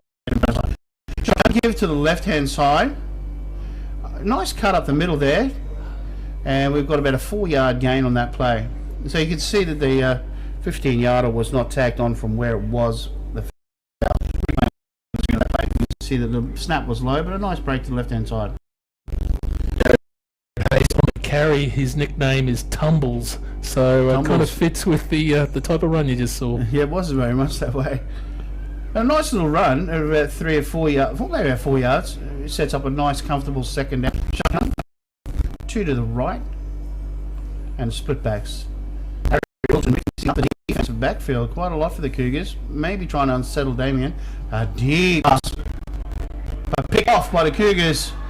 Slightly underthrown on that play, and the Cougars have possession. And a flag. We have no flags on the play. Yep. Flag right with the catch. Oh, we have a late flag dropped right where the receiver was taken. Yellow flag.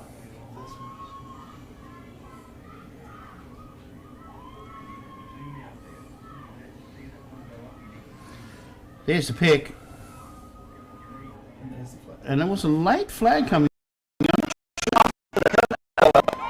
Personal foul, face mask, number 82, offense.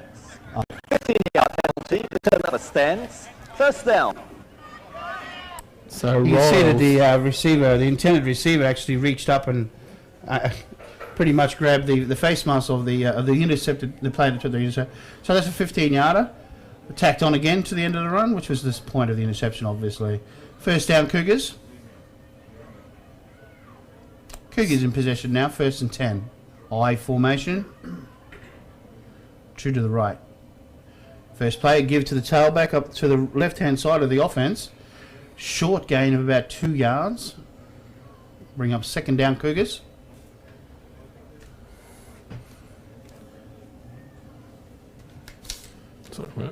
In on the tackle, 55 from the Stingrays.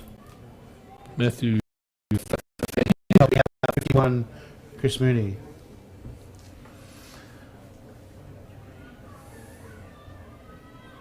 So the Cougars line up in I. 2 to the left this time.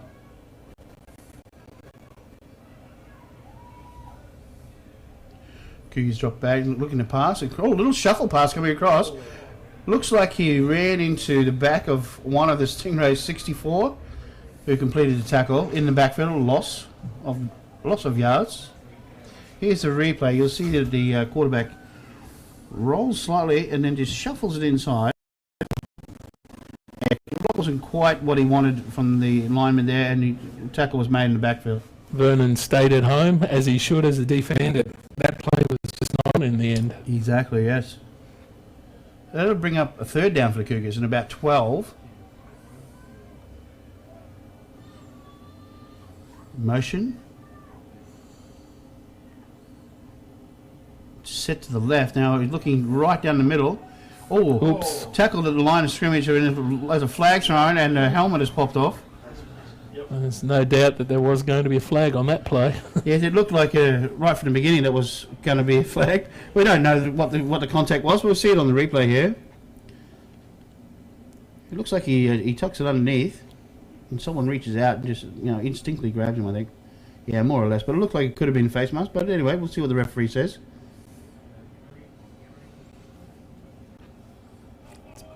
Bit hard to tell from that angle. Totally, it did look like a reflex action as well, rather than a grab and twist. But anyway, here we go. Personal foul, face mask, number 15, defense. That penalty caused number 7's helmet to come off, and so number 7 does not have to leave the field for one play. 15-yard penalty, first down. You see that the head official Mark clearly explaining the NCAA rule of when a helmet does come off a player, they must leave the game.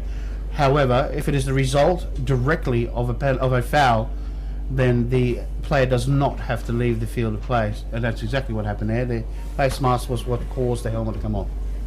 So first down, Cougars. right in the middle of the field. First down Cougars to the left, and we have an I formation under centre. Dropping back, looking left the whole time, open receiver. Nice cut by number 6 on that occasion. That's going to be Steve Massey for the completion. He gets out of bounds. He gets the yardage for the first down again. It'll be first down Cougars. The Cougars definitely need more of that. Yeah, we need about but it's a nice replay. We can see here that he looks straight. There is a flag right at the line of scrimmage, Holding. by the way. 10-yard penalty, first down. The penalty there was for holding, and Mark Louis explaining that. It was about 10. One thing I've noticed about the Cougars offense, which is a little unusual to myself, is the rather shallow depth of the backfield. The running backs, yeah. The running backs. Running It's backs not- do appear to be very close, well, way closer than I've seen them in a long time. Perhaps anticipating that very quick, penetration from the D line, but still not giving the quarterback a lot of room to manoeuvre around at all. So first and long for the Cougars here, dropping back, looking to make up those yards. A wide out receiver, but unfortunately the ball is a little overthrown. Nice break on the play. Good coverage on the D, but just the same. Incomplete. Dabble's been demonstrating his vertical speed. He was over the top of the defender, but just not able to deliver the ball. He definitely was, yes. Well, that'll bring up a second down and about 20 yards to go.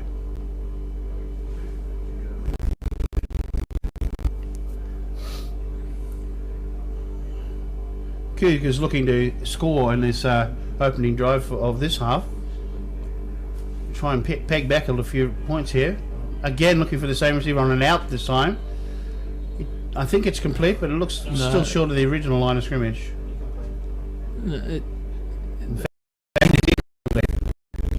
Trying to target Dabblestein again. Again, Dabblestein his favourite receiver this evening. But yeah, third and quite long, obviously. The Cougars will be feeling the pressure of wanting to get something out of this drive and not letting this game get too far away, because the time is ticking. Yeah, that's right. It's always moving, and they feel a bit forced. It's just to the left here this time, and moving an I formation. Quarterback drops. Nice blocking this time. Looking left. Pass is just a little overthrown. Looking for number 6 there. That's Steve Massey, the intended receiver. Brings up fourth down. Seems like there may have been a bit of a miscommunication of what route the quarterback wanted. It did look like exactly where he wanted to try, but the receiver wasn't there. So yeah, it did look like a miscommunication on that occasion. It's going to bring a fourth down for the Cougars here.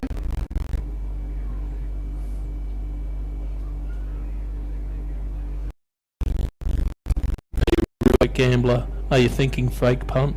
Yeah. Alright, a kicking formation and a good punt getting away. That's a nice punt. It really is a nice one. Looks very well positioned. The receiver, nice block to release him. He's cutting it left. He's got some room to move. He just cuts left, then cuts again left. He's going to go open to the corner. This is going to be a foot race to the corner of the field. Ben McKenzie with a lunging tackle, but brought down just short. And a late flag. There's some flags. 2 late flags, in fact. We've got 2 flags at least thrown in the corner there, suggesting perhaps the player had been out of bounds when contact was made, but it's very hard for us to tell. But a nice run back. Here on replay, you'll see him cut to the outside, open area to run. I like the way he uses the extra. Yes, the initial one looks okay. Oh, there was some contact there. So we'll see what the referees give up on this one. It wasn't the contact on the initial run at all. It's something, a couple of players say, how are you over there on the sideline, and let the referee sort that one out. Initially, it was going to be a Stingray ball, clearly. After the play was sportsmanlike conduct, number 87, Stingrays. 15-yard penalty from the end of the run. First down. We have an unsportsmanlike on number 87 from the Stingrays for whatever happened over on the sideline. It's going to be Reese. And we're going to bring it back 15 yards. Still a Stingray ball. I think that was that Reese actually returning the ball then, or was that Riles? I couldn't quite remember who then. No, I think it was the second player on the sideline. I'm not sure what, we didn't see it, or wasn't clear on the replay what he actually did. I did see a ball getting thrown. Yeah, hitting perhaps it was for that. Perhaps that's exactly what it was. Well, when they re-show the highlights, maybe we'll pick it up then. It's just been clarified that after the play was dead, he indeed did throw the ball at the player. So there you go. First and 10 for Stingrays. Give to the tailback, blocking to the right side. Actually, he's tucked it under wing and nice pass. Nice fake, nice pass, great pass on the outside. It could be a first down.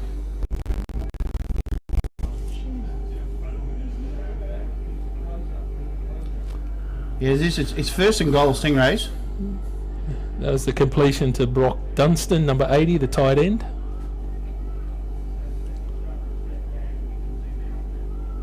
So here we have the Stingrays camped again in close. They give us to the back, and the Cougars stopped that at the line of scrimmage, possibly for a yard loss. The run was by number 8. There's Craig Watson on the stop. Yeah. Yes, guys are all there.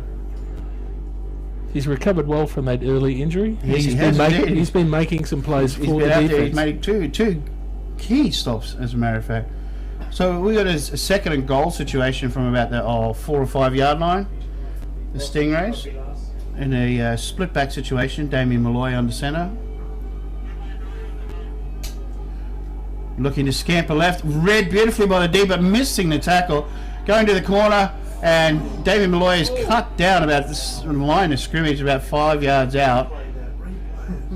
Damien pops very quickly to his feet.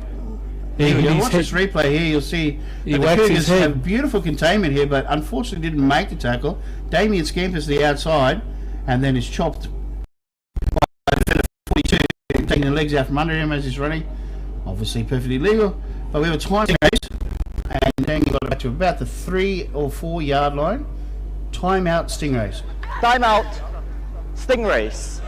First timeout of the half. Malloy did hit the ground rather heavily then. He did seem to hit it pretty hard, but he popped straight up. He did pop up very quickly, possibly to get back to the huddle as quickly as he can, take a few deep breaths and not show that he was hurt in any way, shape or form. Those Stingrays will have a little bit of a chat here, camped in this very dangerous area for the Cougars. If they score here, it's going to make it extremely quite a hill for the Cougars to climb. Well, if they get in now, then they've really only got a quarter and just under 6 minutes. Yep. It's going to be tough to make up 4 touchdowns. Very, very tough.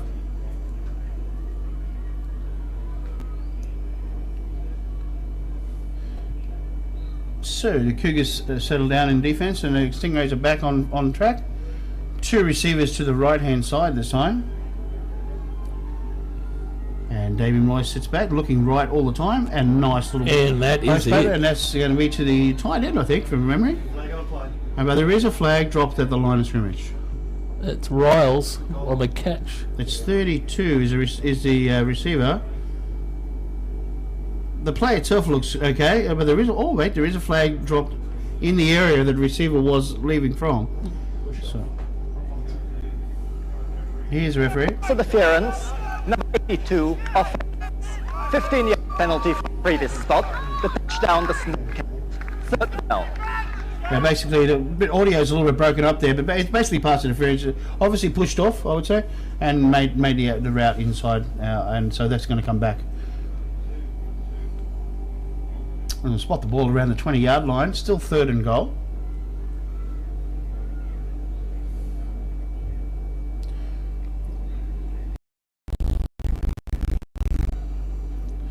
Clearly there was no score on the play, and the score remains at 20-0 to the Gold Coast Stingrays to Cougars, and against the Cougars. The Stingrays are 3rd and goal on the 20.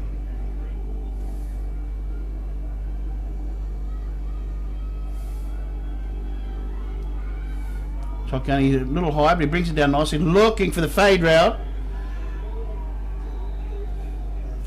Unfortunately, batted away simultaneously by both players there. 86 was the intended receiver for the Stingrays.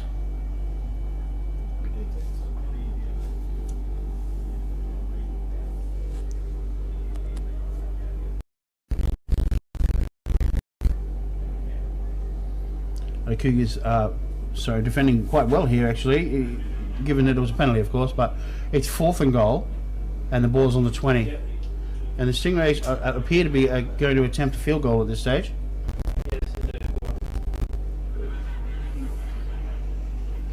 It's a nice snap and place, and it's pretty good kick. Short. But it does appear to be under the bar. It is short. The kick is no good. So the Cougars will take over from the point of the hold, and it will be 1st and 10 Cougars. That was a vital stop there. If they've got any chance of getting up and over, they need that was a crucial stop. They've got to take positive out of that. The Cougar did, holding their Stingrays from, initially from the 3-yard line. The hold out that series has got to give them some hope towards, the end result of this game.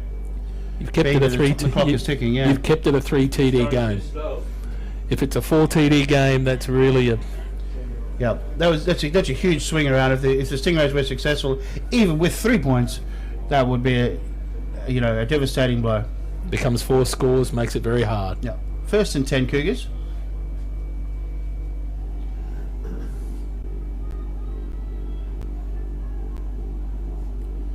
Drop back, looking a little bit of a pump fake, going long. He is open, but good D.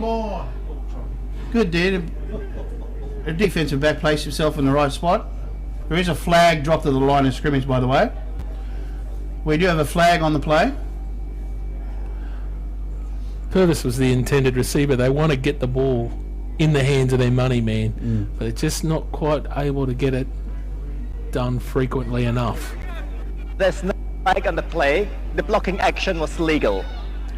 Okay, the question was on some form of the blocking inside there, but he's determined it was legal, no problem. So it's going to be an incomplete pass, and it'll be 2nd and 10 of the Western Cougars.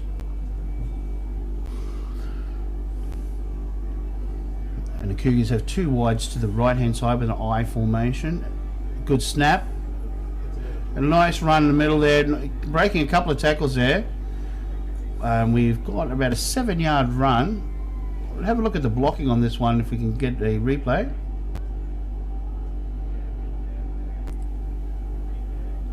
Here we go. If you have a look at the blocking on the left hand side on Chris Mooney, you'll see the hole open. He can't get inside, and it just makes him a little bit of time. Chris Mooney does come back and influence the play, and the tackle is made. So 2 yards to go. Oh, bolt out and a run right, but he has recovered it. The same running back.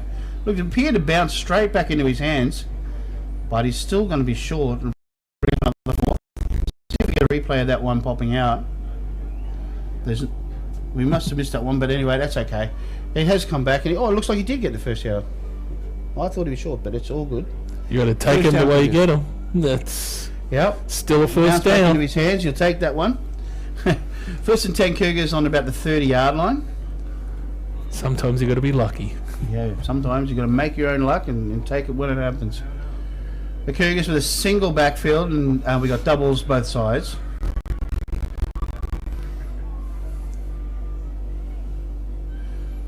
A little quick pass to the right hand side, looking for a receiver screen. Looked like a good block on the wide out. Dappelstein there. Dappelstein couldn't make it block on the screen.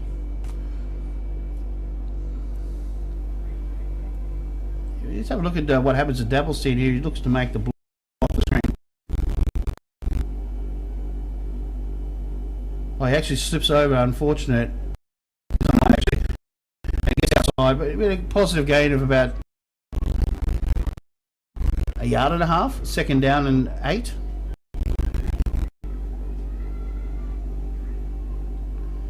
Two to the right this time, and a little bit of a reverse handoff, but brought down to the line of scrimmage, or the original line of scrimmage. A loss of about a yard and a half.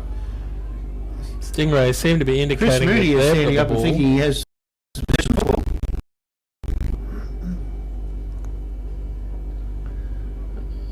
I don't think the referees are agreeing. The Cougars still in possession of the football. I think the Stingrays thought they had the ball there, Jeff, but they seem to want to convince people that they did. But yeah.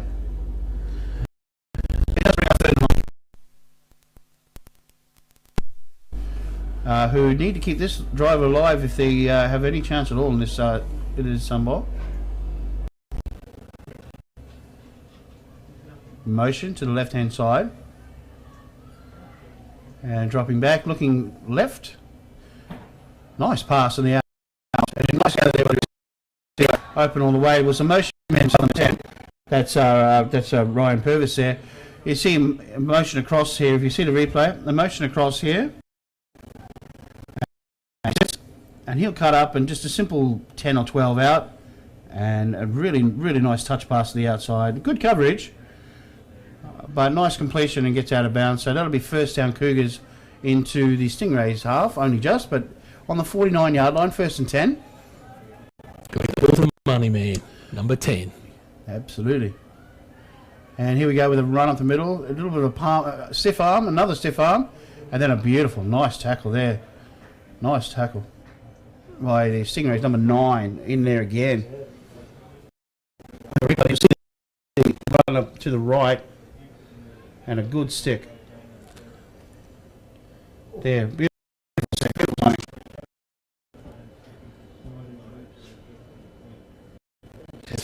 Everyone's shaking up on the play, in fact, someone there. The tackler is a Canadian gentleman. He's got experience playing football. Here's this replay again. You'll see the stick here. Here it is there. That's the initial. The second phase of the defense, and a beautiful hit. That's a really good hit there. Beautiful form, arms wrapped around.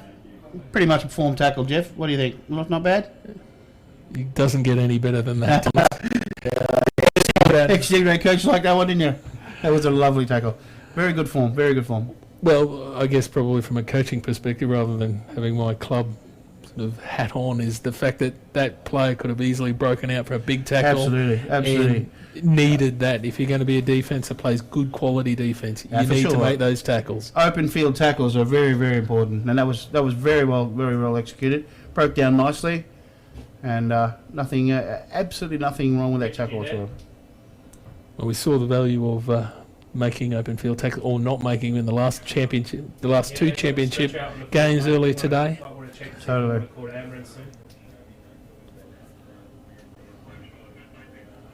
Got an injured Cougar on the play.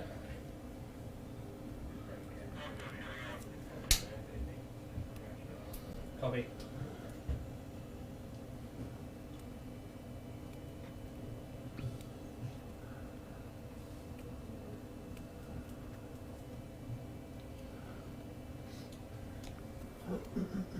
Well, we've got a little bit of time. I have a player injured at the moment. We'd just like to thank our sponsors, if we can. The major sponsor today is Impact Sports, who specialise in American sporting equipment. Our other major sponsors are GraphX, who have print signs and flags, and Motor and Marine, who, of course, for anything on wheels or on the water. Thank you very, very much for our sponsors. Referee recruits as well. While we're administering to this player, also I'd like to just remind everyone about the referees that are always looking for new referees. Copy. I'm on the phone now to Triple Cell.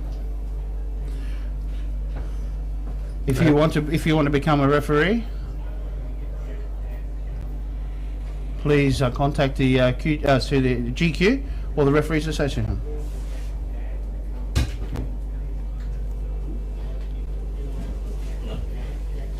Jack. What did you get? Jack who? Jack. We have a call. Can we have Jack's dad come to the field, please? Jack's father, could he please come to the field?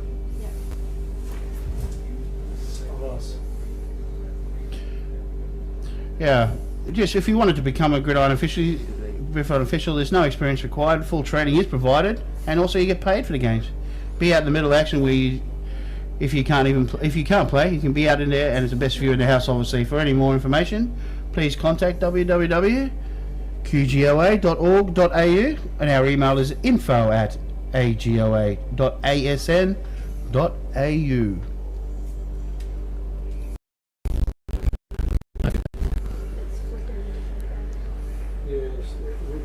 Can we have Gavin Doolan please come to the field, please? Mr. Gavin Doolan, could you please come to the field?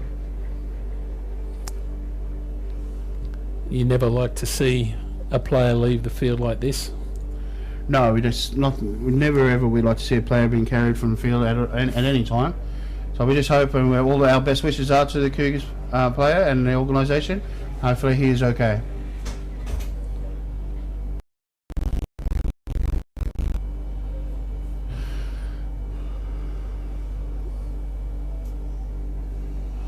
Just on the officials' recruitment thing, it's a great in which former players can become involved in the game again.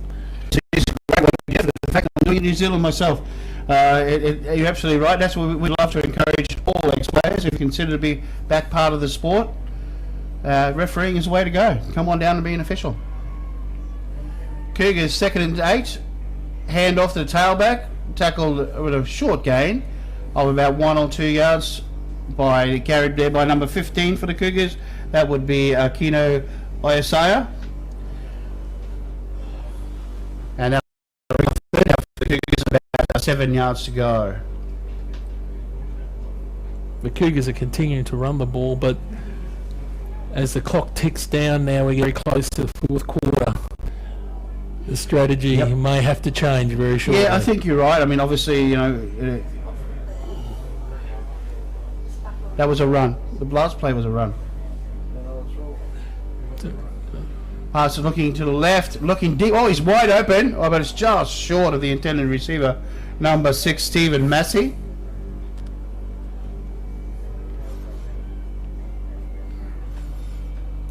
Looks like we're having a technical difficulty with our scoreboard or our big screen on the field, which is a pity. Just a couple of problems with the scoreboard, but we'll get that on the way. The stream is still working nicely. There we go. We're back on that. There's an incomplete pass there from the Cougars. Just had a little kip. It's been a long day for the screen. It's been a long day. All the technical stuff. But we have 4th down from the Cougars now. Obviously, I'm pretty sure they're going to go for this one, Jeff. They're going to need to get this drive alive. Here we go. He's going to look. He's looking to the right-hand side. And wide open receiver. Great. That's a really nice pass. To the money man. Only Ryan Purvis could get to that. And what a nice grab by the young fella there. Completes and a 1st down the Cougars. You look at this one over the middle there. You'll see Ryan cut to the end. He's number 10 at the top of the screen.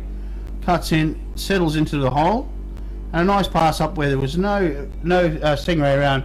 Even though it was 40 there, he picked up very nicely. Nice pass and an excellent reception. 1st down, Cougars. That's a pass play that you're going to remember. That's the one you will remember. Nice run here off the left-hand side, trucking it along. That's a very valuable run. Isaiah. Akuno, I say a nice run there off the left-hand side. 1st down again. Nice Ray. What's the block there? Nice block. Sheds another one. A nice tackle by the safety coming in. He's a hell runner. He runs with authority. He does run with some authority from that out of the backfield. He's a little bit deeper, which is good. Here we go. He comes back in the same player. Go off the right-hand side this time. Again, running with authority. It should be another 6 yards or so, actually. He's happy. He's jogging back to the huddle very quickly. Cougars, somebody has woken up the running backs. You see the replay here. You'll see him cut to the right, ball in the right hand. Nice finishing off the back too. We have 2nd down and only about 3 yards to go for the Cougars.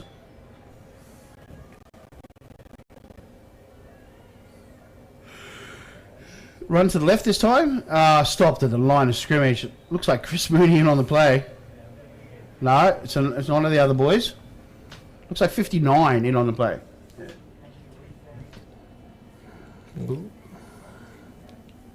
Too much penetration there. Ben Hartley. Ben Hartley. There you go. Nice play.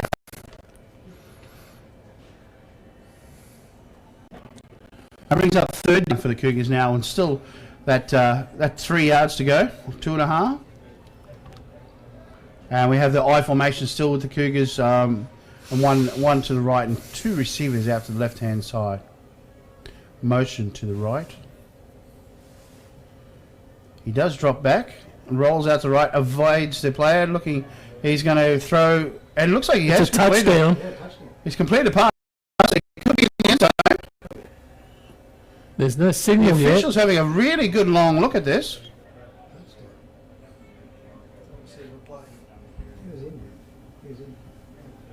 You see the replay here. It comes out to the right-hand side. There's the pass. It's definitely completion. It's Devilstein receiver. Anthony Devilstein on 3.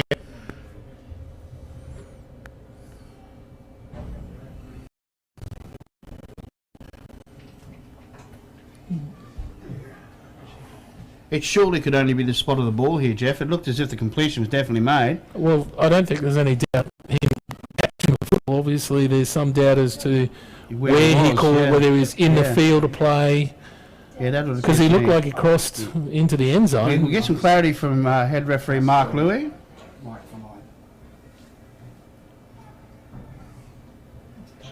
We had an inadvertent whistle on the field while the pass was in the air. By rule, it is an incomplete pass and we replay third down. Time has expired in the third period. We will have one untimed down in the third period.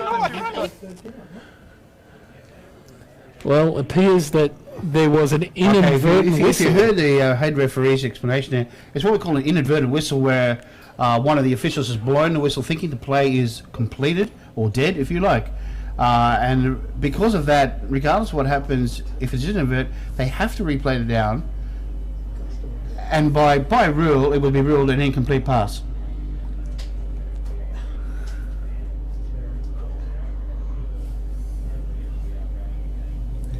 So it will be third down, obviously, back at the same spot.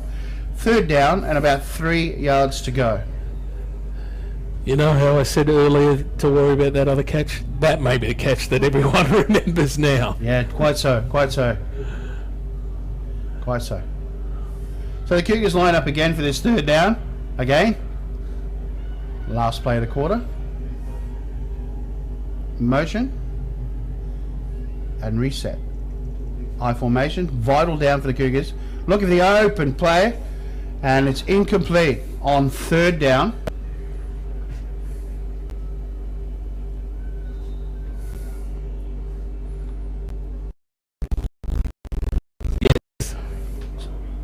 So we're going to replay that one. You'll see the the receiver break out across the back of the defense, and looking for the corner out, and it's just a little overthrown. He does bring a fourth down. Allow march all the way downfield and reset the change to the same position going towards the clubhouse. So it'll be fourth down and about 3 yards to go, and 1 quarter of football left. Our major sponsor, Queensland Gridiron, as our graphics, paint, signs and flags. And don't forget Motor and Marine for everything on your wheels or in your water. Thank you very much to our sponsors, and to East Rugby League for hosting us today. They've been very good friends with GQ for quite a while now, and what a fantastic venue we have today. No, it is truly is a great venue. In fact, every year we come back here. Absolute credit to Queensland football, this venue, and the people coming out and watch. 3 very good Sunbowls. So the Cougars come back with a 4th and 3, I should say, on the right-hand hash mark. 2 to the shallow side and 2 to the wide side, and 1 back. He drops back. And looking there for Devilstein, but very well covered. On 4th down, the Cougars have batted that one away. That was Ike Summerfield, number 44 on the breakup.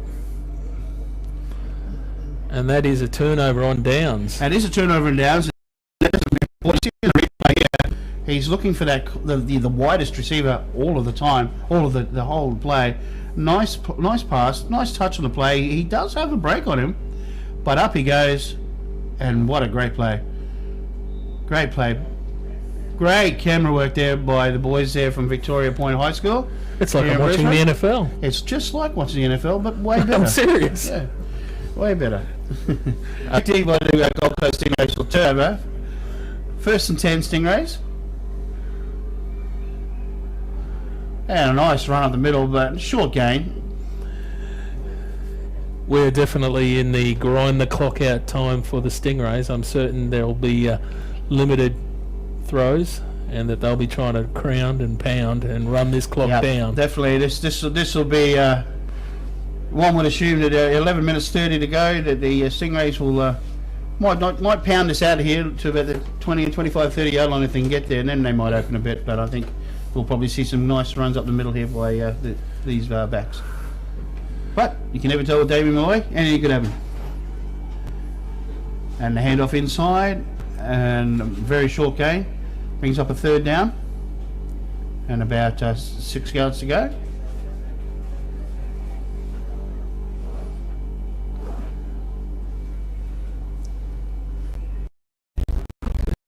A lot of minutes left in the game. I think the Stingrays will try and keep the ball and just grind it and then punt away, play field position, play clock management. Yeah, clock management is absolutely the way to go at this stage of the game, and I'm sure the Stingrays is exactly what they're going to do. There's a shotgun. Damien, open receiver, nice pass, but it is going to be a good tackle at the end there. It's going to be very, very close. Looks like a 1st down to me. That's a little bit of room to move, and now we might see a bit more of those runs from the Stingrays. You see that Damien looks left here. Wide open. Completion. Probably should have got the ground somewhere there, but he's fought for the extra yards to get the 1st down. That's going to be 10 for Riles tonight. Yeah, he's had a very, very big game. And Damien Lloyd, the same receiver. And that's the ones over the top of him, unfortunately. Incomplete. 2nd down. Fortunately for the Cougars, it does stop the clock every time there's an incompleted pass. It stops the clock and saves time for the Cougars. Yes, I don't quite get that one, but that's okay.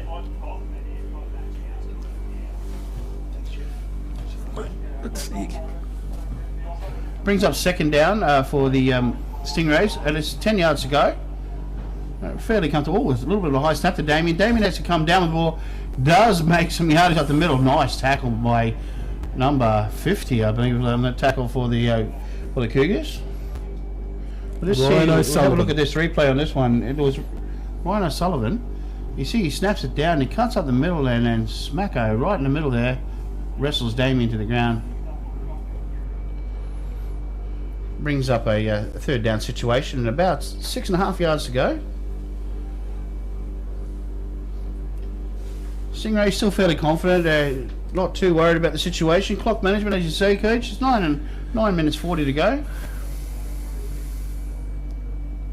Shotgun. 3 receivers to the right hand side. Damien rolls that way. Cuts it back into the middle. Probably not the wisest move. And tackled at the line of scrimmage for no gain whatsoever. But the clock is running, and it brings up 4th down for the Stingrays.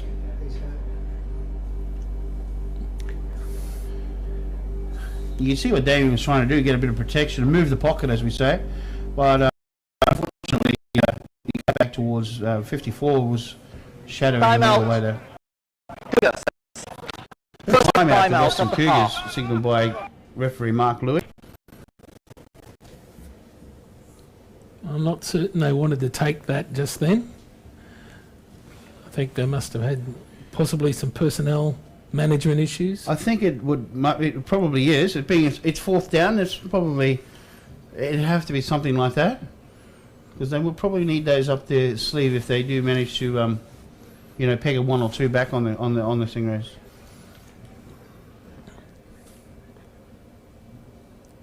But the Cougars will resettle themselves on a 4th down. The Stingrays will punt away, of course, just as Coach had mentioned earlier, and try and get a good coverage on this punt. And consequently, of course, back to receive. Anthony Devilstein will be looking to break one or at least get good yardage down the field. So here we go. Here's the punt. Plenty of time. Nice punt. Dabblestein settles under it. It's a big punt. And he cuts it back this way. Nice Oh, coverage. fumble. Ball pops out. But Anthony pounces on it. So it'll be 1st and 10. The Cougars. Exactly what the Stingrays wanted. That play was a long punt and 0 return. Riku You can Hataya. see it just hits him. It's on his knee, I believe. Oh.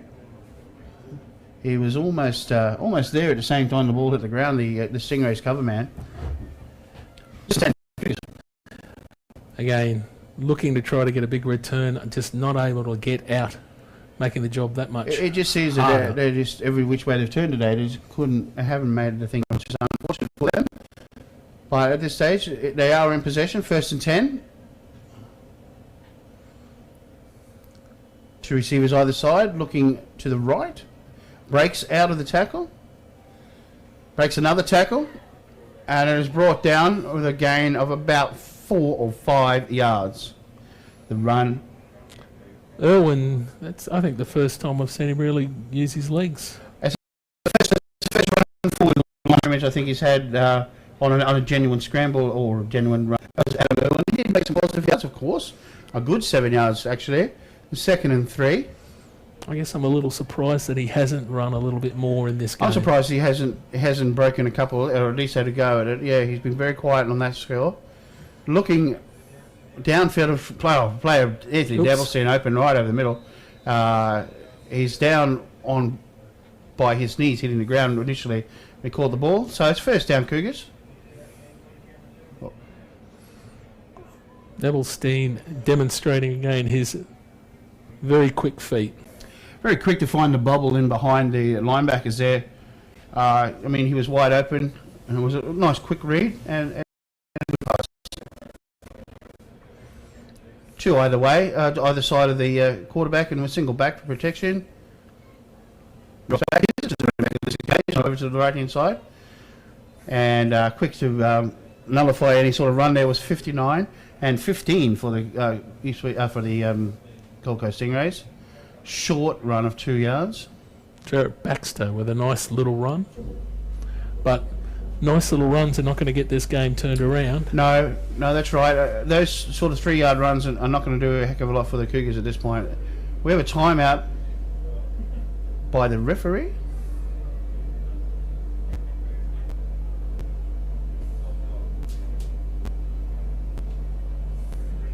Clock operator, please reset the clock to 7:33. 7:33. We're going to reset the clock at 7:33. Yeah, the problem is I don't know how to reset that. Do we know where? Pass. How do I reset the clock? Then I have to type it in.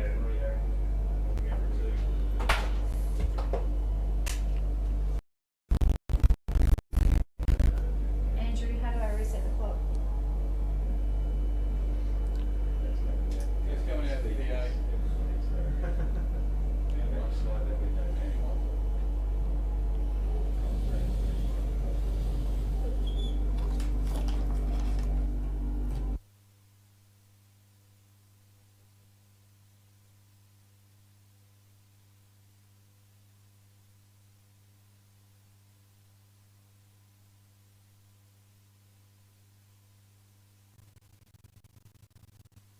Clock operator, please reset the clock to 7:33.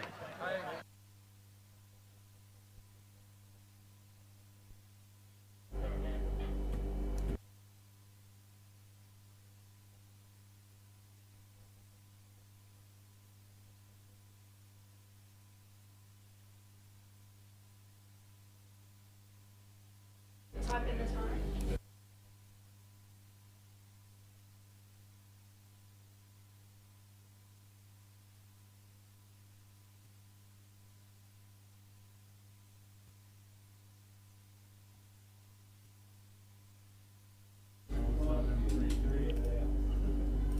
Okay, we're back online. The clock has been reset for the correct time. It's 7 minutes 33 remaining in the fourth quarter. Cougars 2nd and 8. Looking to pass. Open receiver. Nice cut. Just outside. Looking for Dabblestein again. Incomplete pass. So the Cougars trying to save every second they can, getting up to the ball as quick as possible. And Definitely. They really don't have much of an option from this point forward. They've got to hurry up. They need at least one big play at this stage, for sure. The Cougars looking downfield. Nice pass. Almost intercepted by the Stingrays, actually. I think that was Nice break on the play by the DB there. that Coverage was by number 15. Not too sure. It was 15 or 37. One of those two players broke on the play and just off his fingertips. Brings up still fourth and long, fourth and about 7 yards. And of course the Cougars are going.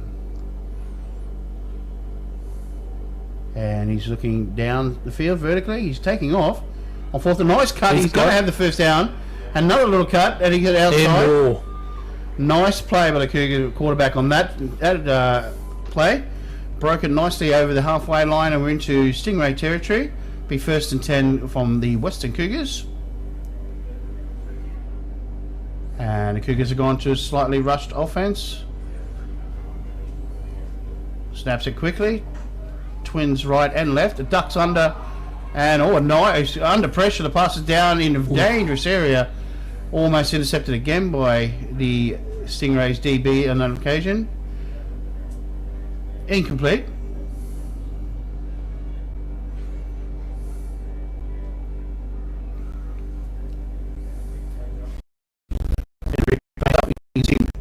Launch it down there, looking for the open receiver. 2 DBs in the area. So that opens up 2nd and 10. Cougars. 2 receivers left, 2 receivers right. Single back.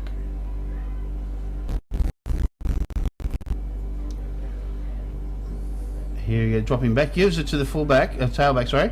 And we have a tackle in or about the line of scrimmage. A gain, short gain of maybe a yard or 2. Going to bring up 3rd down. Trappier, I think, was on the stop there, number 15. Number 50, yep, for the Stingrays. Along with Ben Hartley. Another vital 3rd down coming up, Jeff, and that's going to be a 3rd and 9 again for the Cougars. Doing it tough here. Dropping back. Nowhere to go this time. Too much pressure from the Stingrays. And in on the tackle, there's 64. Vernon making the stop. He went up the field and then came back. That one was a big stop for there by the Stingrays. That's going to bring up 4th and about 6 yards to go. Maybe even 7. Same formation. Shotgun. Dabblestein down to the lower right. He's under centre. Drops back. Looking for Dabblestein. And it's over his head and it's out of bounds, so it'll be turnover on downs. That's going to be 1st down Stingrays with 6 minutes left on the clock. I think with 6 minutes and 20 points. Yeah, that is a huge hill. I mean, anything can happen, but it is a huge hill. But in possession of the football, primarily, is what is obviously the big advantage of Stingrays at this point. I mean, 20 points on the board is important, but in possession of the football and control, late in the 4th quarter, it's a vital. That's what's going to win in the championship. So the Stingrays settle in with twins out to the left, and we have a slot back and a wide receiver on the right, and a single back shotgun for Damien Malloy. The quarterback for the Stingrays takes it nicely, drops back. Now he's off for the races. He camples up, but a nice tackle. A short gain of about 2 yards. You got to think if you're running the football from this point on, even if you don't get a 1st down, you're knocking off another minute and a half. Yep, that's off exactly the clock. right. Every time you run the ball, the clock is running and you're just using up those 3 downs. If you don't make it, and punt it away, and if you do make it, well, then you take up another 3 downs. That's what's working against the Western Cougars. That is the clock. Again, Damien hands it off up the middle. A nice run up the middle. Good gain of another 3 yards, maybe. It's going to be about 3rd and 5. I think the Stingrays maybe might want to slow themselves up to that line of scrimmage. They are getting up there. Exactly. They shouldn't be in any much of a hurry to get plays off at this 5 minutes after the game. and in a third down situation, they can take their time. We may see Damien pass out of this formation, but we'll see. A 3rd and 5 for the Stingrays.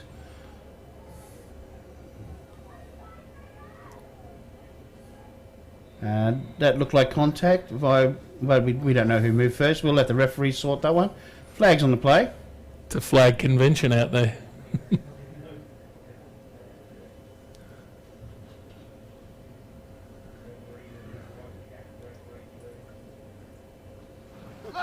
Offside, number 33, defense. 5-yard penalty, first down. And that, my friend, is a killer. Yeah, that brings up not only the 5-yard penalty, obviously, but the first down as well. Oh. It means that, your 2 downs that your defense have done the job for you is nullified, and we have to start all over again.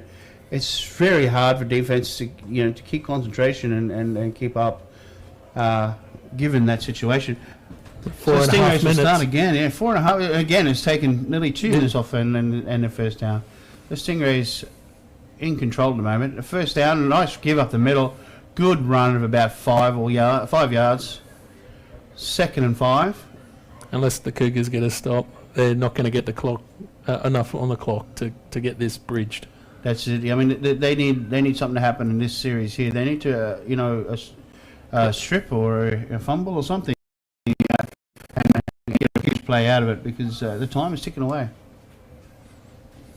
The Stingrays really in control. Deep running back in this situation here.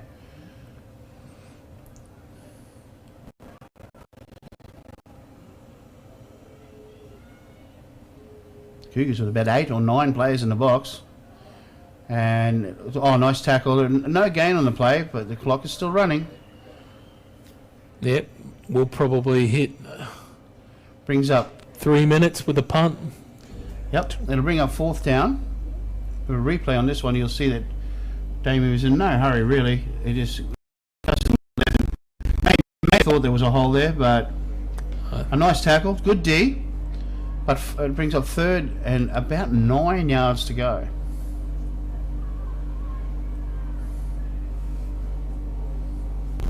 4 receivers, 1 deep back. Nice snap. Damien Malloy looks like a screen to me. Nice pass out to the right. There he is, off to the races. And that's away. And that is a touchdown, and that is Sunbowl. That is Sunbowl, for sure. That's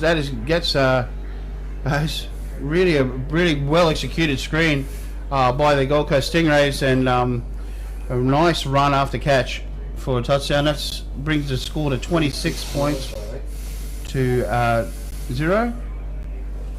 And you see the replay here. He catches the ball and cuts back and not nobody in front of him at all. It's just a race to the end zone. And 6 points to the Gold Coast Stingrays. Yes, I think Taylor has sealed the deal, and Definitely. I don't think we're overstating the fact that I think we're just seeing the Yep. Sunbowl 29 champions. We'll see over there on the holder. Let's see if we get a replay on that one.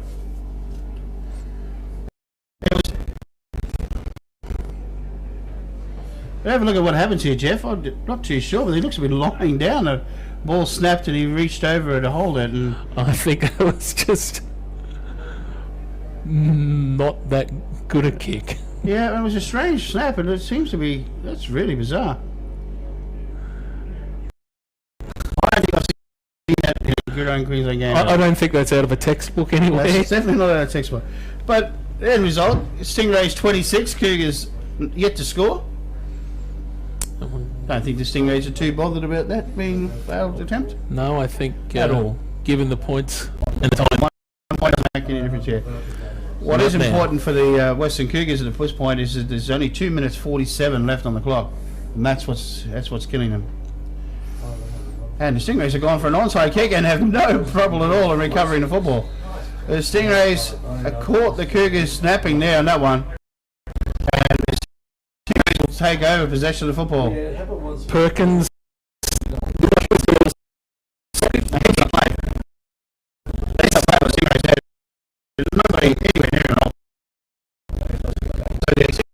will take over with 2 minutes 45. At this point, I think it's done. Little Sunbowl trivia. Dennis Deshinko. Yes. This is 16th Sunbowl appearance. This is the 11th one that he's part as a victor. That's incredible. I'm not sure that they're winning whether that breaks that record. I can't imagine that would be broken. That's an amazing effort.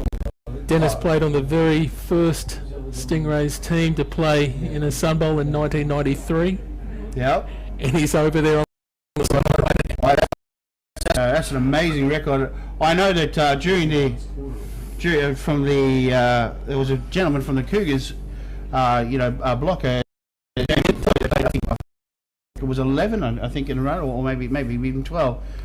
16 is amazing. 11 victories out of that is even more testament to the reputation, and not only the reputation, obviously, but the sheer consistency of the Gold Coast Stingrays organisation. Dennis's role has changed over the years. He was a starting centre. It's changed. High formation, Dennis. There we go. Straight up the middle. Damien Malloy handing off to the first back. A very, very short rain of about 1 yard. We'll bring up third and 9. And time out Western Cougars. The Stingrays change quarterback. There were 18 James Castle. Okay, there we go. Change of quarterback has come in. James is a James former has done junior. his job for the day. Yes. Timeout, Cougars. Second timeout of the half. The Cougars have taken their second time out of this half, which means they have 1 remaining. 26 remaining in the game. And the Stingrays fairly at this point.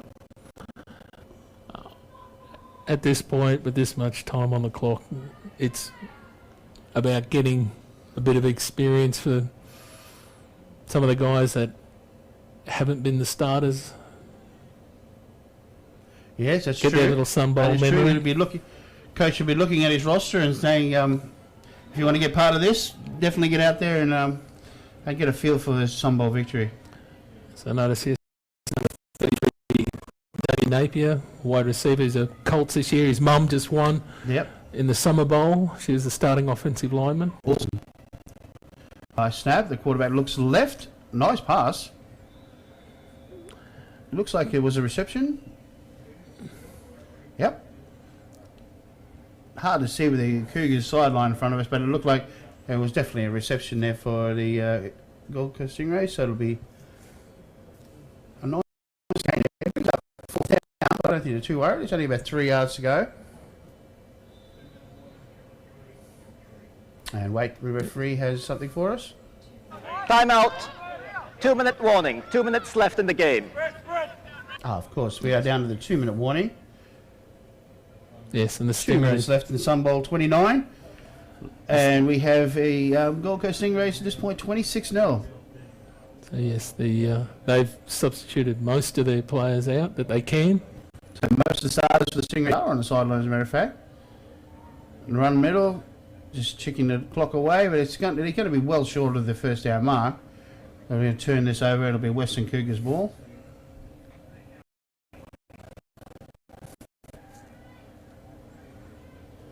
A little bit of push and shove going on the field. Stage.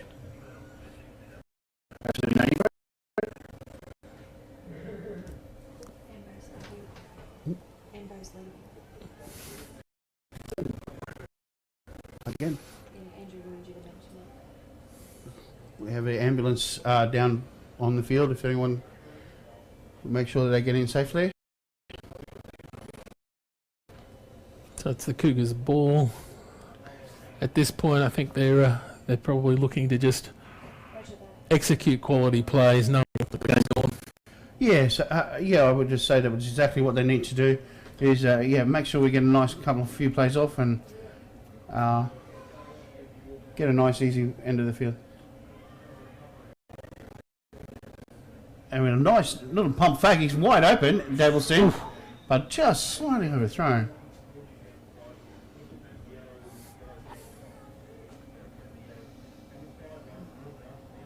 Devil's team showing again, he's got the wheels. They've just not been able to get the football in his hand when it's broken loose. Yep, absolutely. He's had a good game. He's had a good game, but unfortunately, not enough receptions and not enough yardage. Not in the critical ones where he has gotten over the top of the defence. Yeah. But they've just not been able to get the ball into his hands. You know, you get a couple of those passes completed, and it's a completely.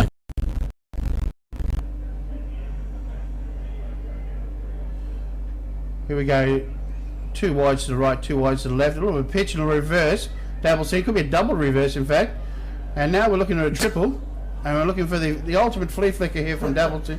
The quarterback's got the ball. He's tackled in the backfield for a loss. Chris Chris Mooney. Mooney, number 51, on the Gold Coast Stingrays. I was Cougars looking to make things happen. They're just not going to happen today. almost Unfortunately. waiting for the Benny Hill music to start. It's a little bit like that. But yeah, Chris Mooney kept his concentration and made a tackle as any good linebacker and defensive lineman should do. So, clock's still ticking. It was inbounds. Given the situation, that's what you're at. You're just trying anything. Yep.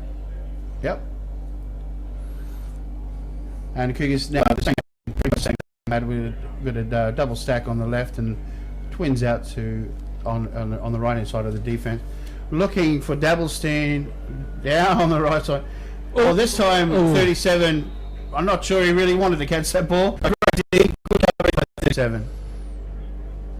David Sarek, I think he's had a great game for them, made some quality plays. Yeah, he has made some good plays, and he got the pick 6? No, I think it was Morgan. Yes, it Okay. was Morgan that got the pick 6. All the DBs for the Stingrays, which everyone thought would play well, have played well. All of the boys at the backfield for the Stingrays have had a great restricting yardage for the Cougars receivers. When they needed the bat downs, they've been able to get them. Yeah. So the Cougars in like an eagle formation, we're spread out both ways. Under centre. Quick pass out to the left, one bouncer. Double send. And a completion there made. And we have a reception here for the Cougars. It looks on or about the Number 85, Wayne Muller, is a veteran. in the defence. I'm live. We've got the replay on the screen. You'll see the one bouncer. It's a backward pass, perfectly legal. There's a first full pass of the play, reset the clock. and simultaneous 35 with seconds. the first down. And we have whistles at the play. Clock operator reset the 35 seconds. 2-5.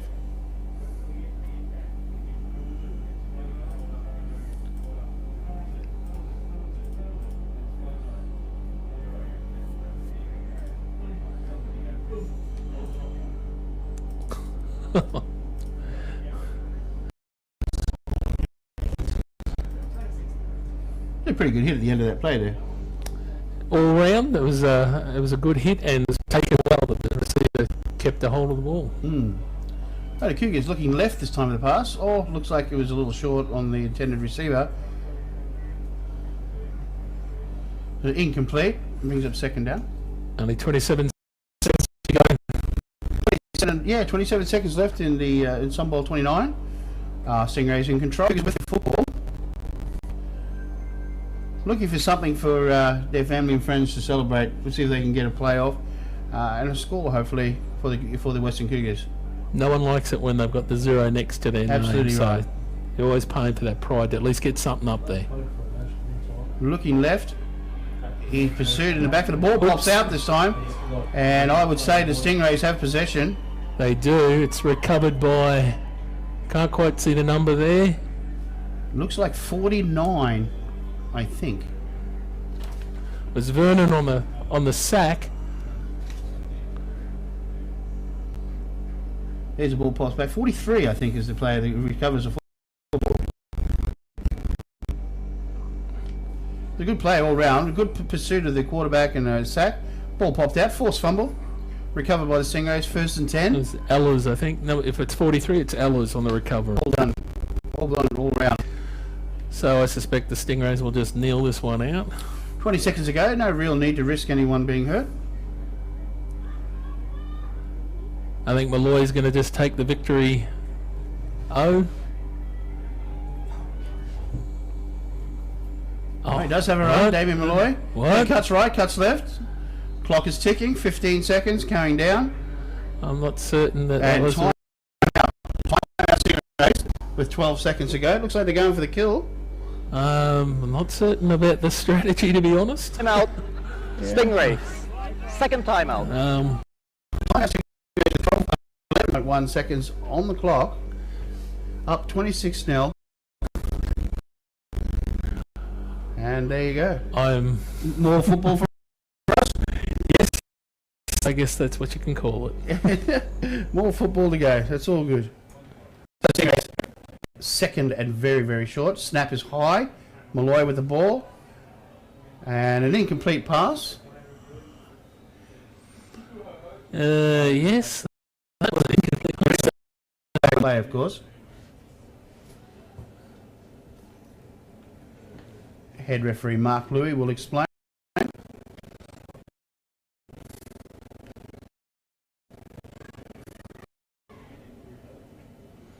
Here we go. Personal foul, roughing the passer against the defence. Half distance to the goal, and he goes down. Okay, it looks like a roughing the passer penalty. This is a goal, first down, of course, for the Gold Coast Stingrays. That's got to hurt. Now the Stingrays are way inside the 10 yard, or in between the 20 and the 10, and it's going to be 1st and 10. Yes, it's... Now they definitely will think about scoring here. Shotgun formation, late flag, an early flag, mind you. Possibly one of the receivers may have moved for False start, number 9 offence. Yeah. 5 Called it. yards, first Yes. down. Okay, don't bump them back 5 yards at 10, still the same, 10 seconds to go. First down. 1st and 15. On about the 17-yard line. Stingrays in possession. Spread formation. Single back. Shotgun.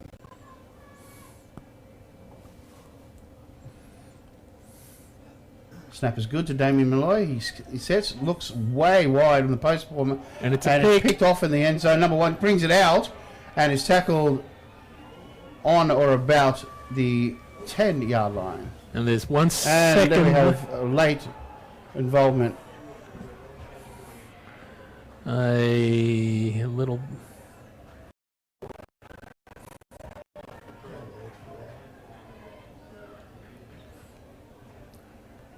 Stingrays all coming over.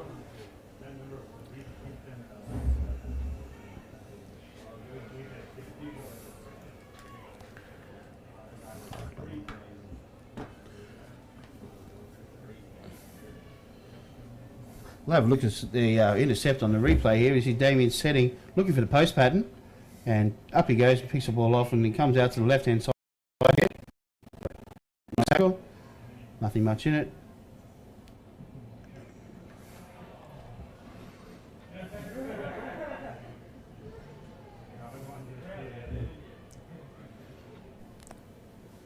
Oh, they're having a bit of a conference here. It looks like our cameraman actually missed the real tail end of that, where there was a bit of pushing and shoving going on. But the referees are, the officials, I should say, are discussing the actual event. We'll see what transpires in a moment with head referee Mark Louis. It is an unfortunate, effectively, end to the game. Yeah, with 1.1 o'clock, Cougars possession, it's a done deal, certainly. Yes. Possibly a little bit vigorous for this point, this circumstance. These things, sometimes these things do happen at the end of a game. Yes. When frustration sets in, and it's totally unnecessary. After the play was over, unsportsmanlike conduct, number 6, Stingrays, unsportsmanlike conduct, number 1, Cougars. Penalties offset, first down. There you go. So it looks like referee Mark Louis has decided that discretion is a greater part of valour, and both the penalties have been offsetted and will be first down Cougars.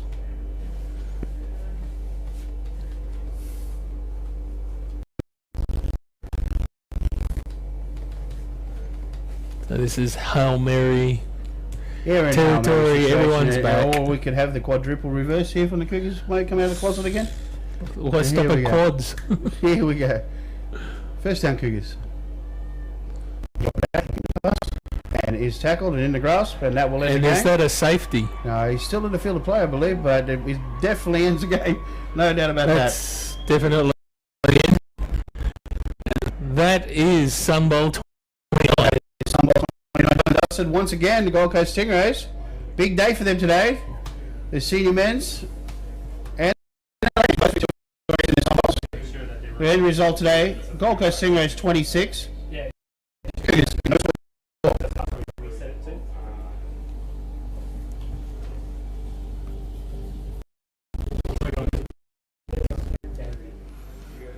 I'm offline.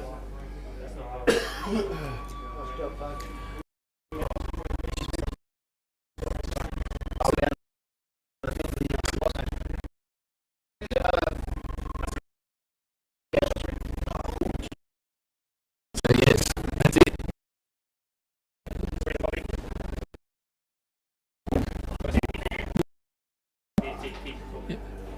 So the Stingrays have Bowl 29.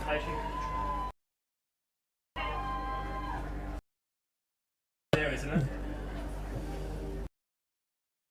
They'll get these. They'll have the presentation trophy on the field.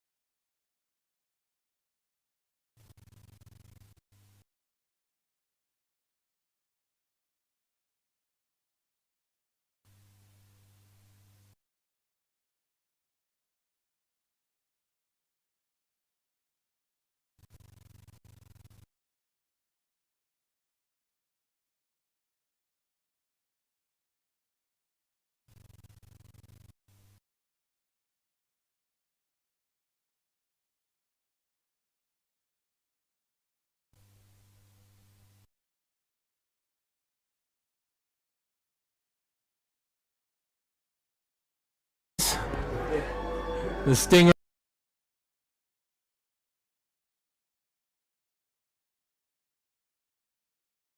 The presentation of the sun.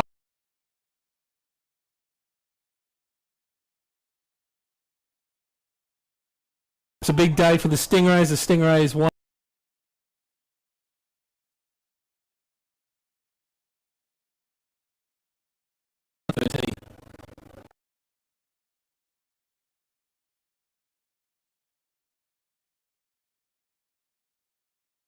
Valuable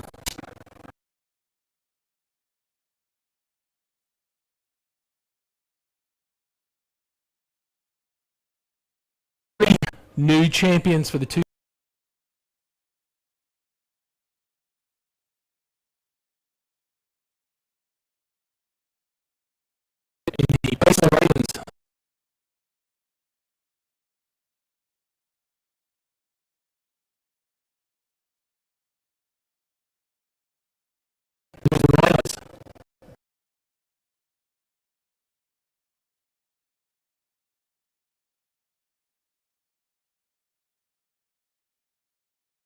The Broncos Stingrays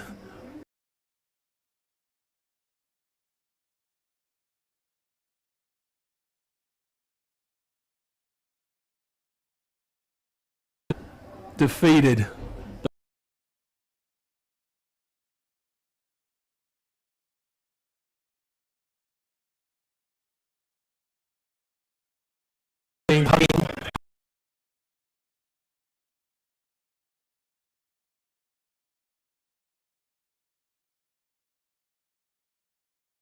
and the announcement.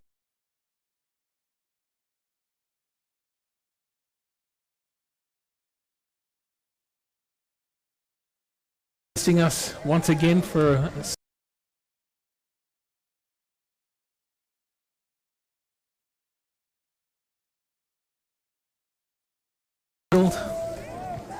great.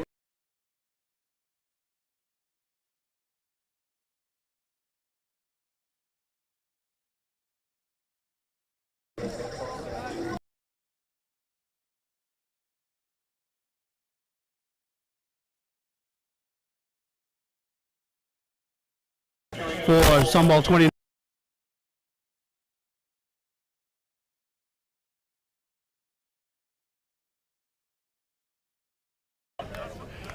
Coaches.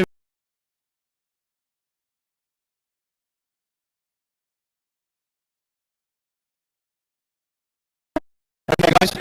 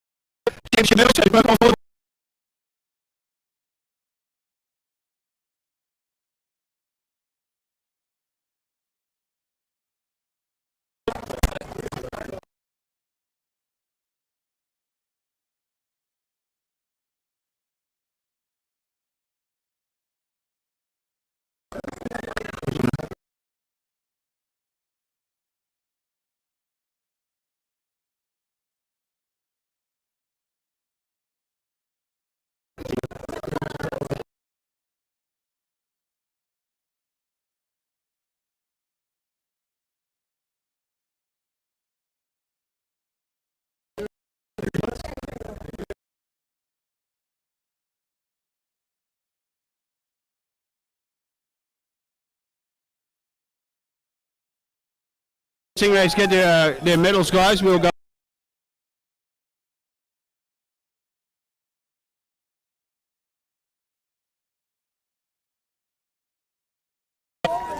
Channel 1.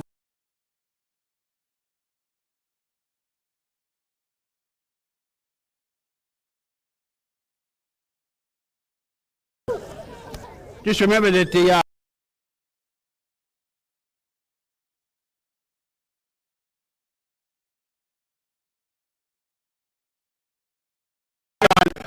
over 1,200 people have watched.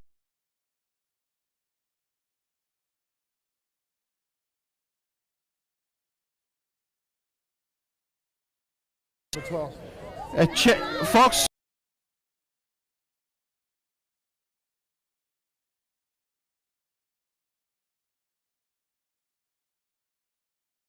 On television.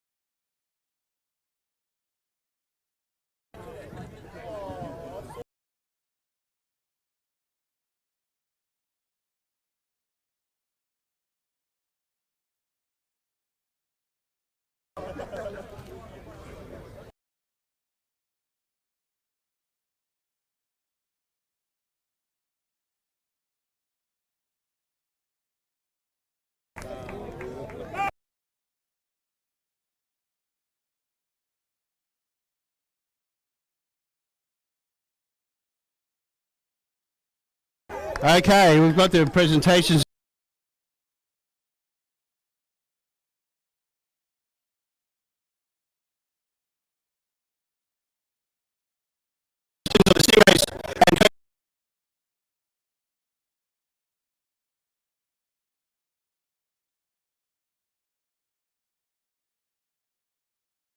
And the captains of the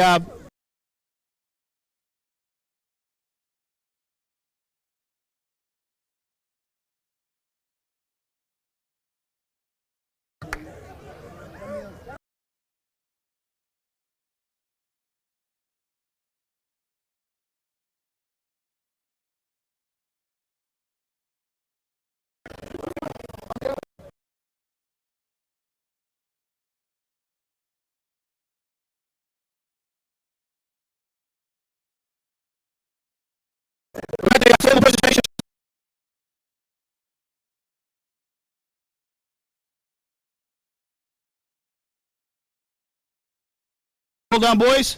Congratulations.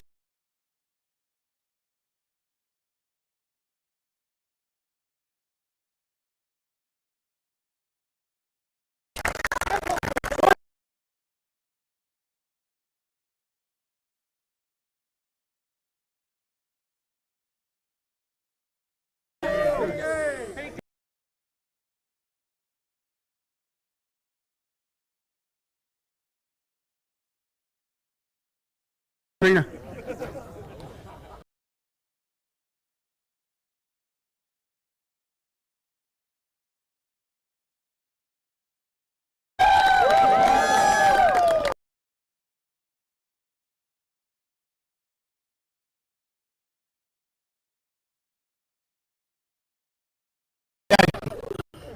Uh,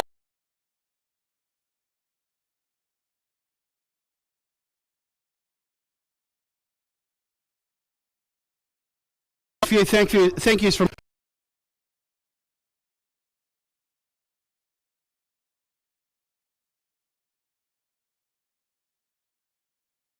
thank you very much for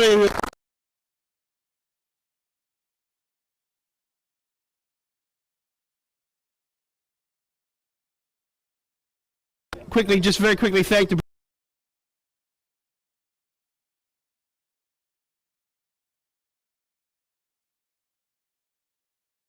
the recognition of the most valuable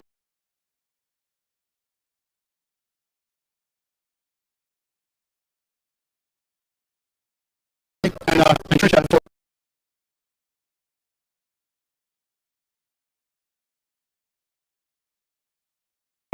We sat and we watched this game.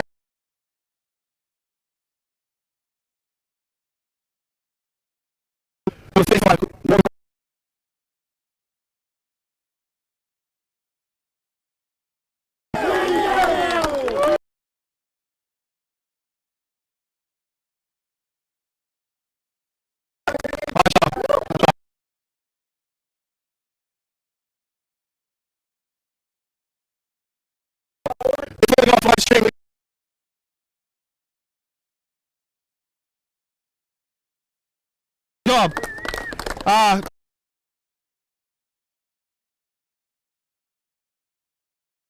To get us here today. Well done to every single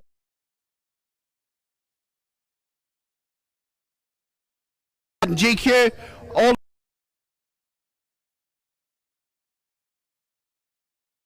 water people.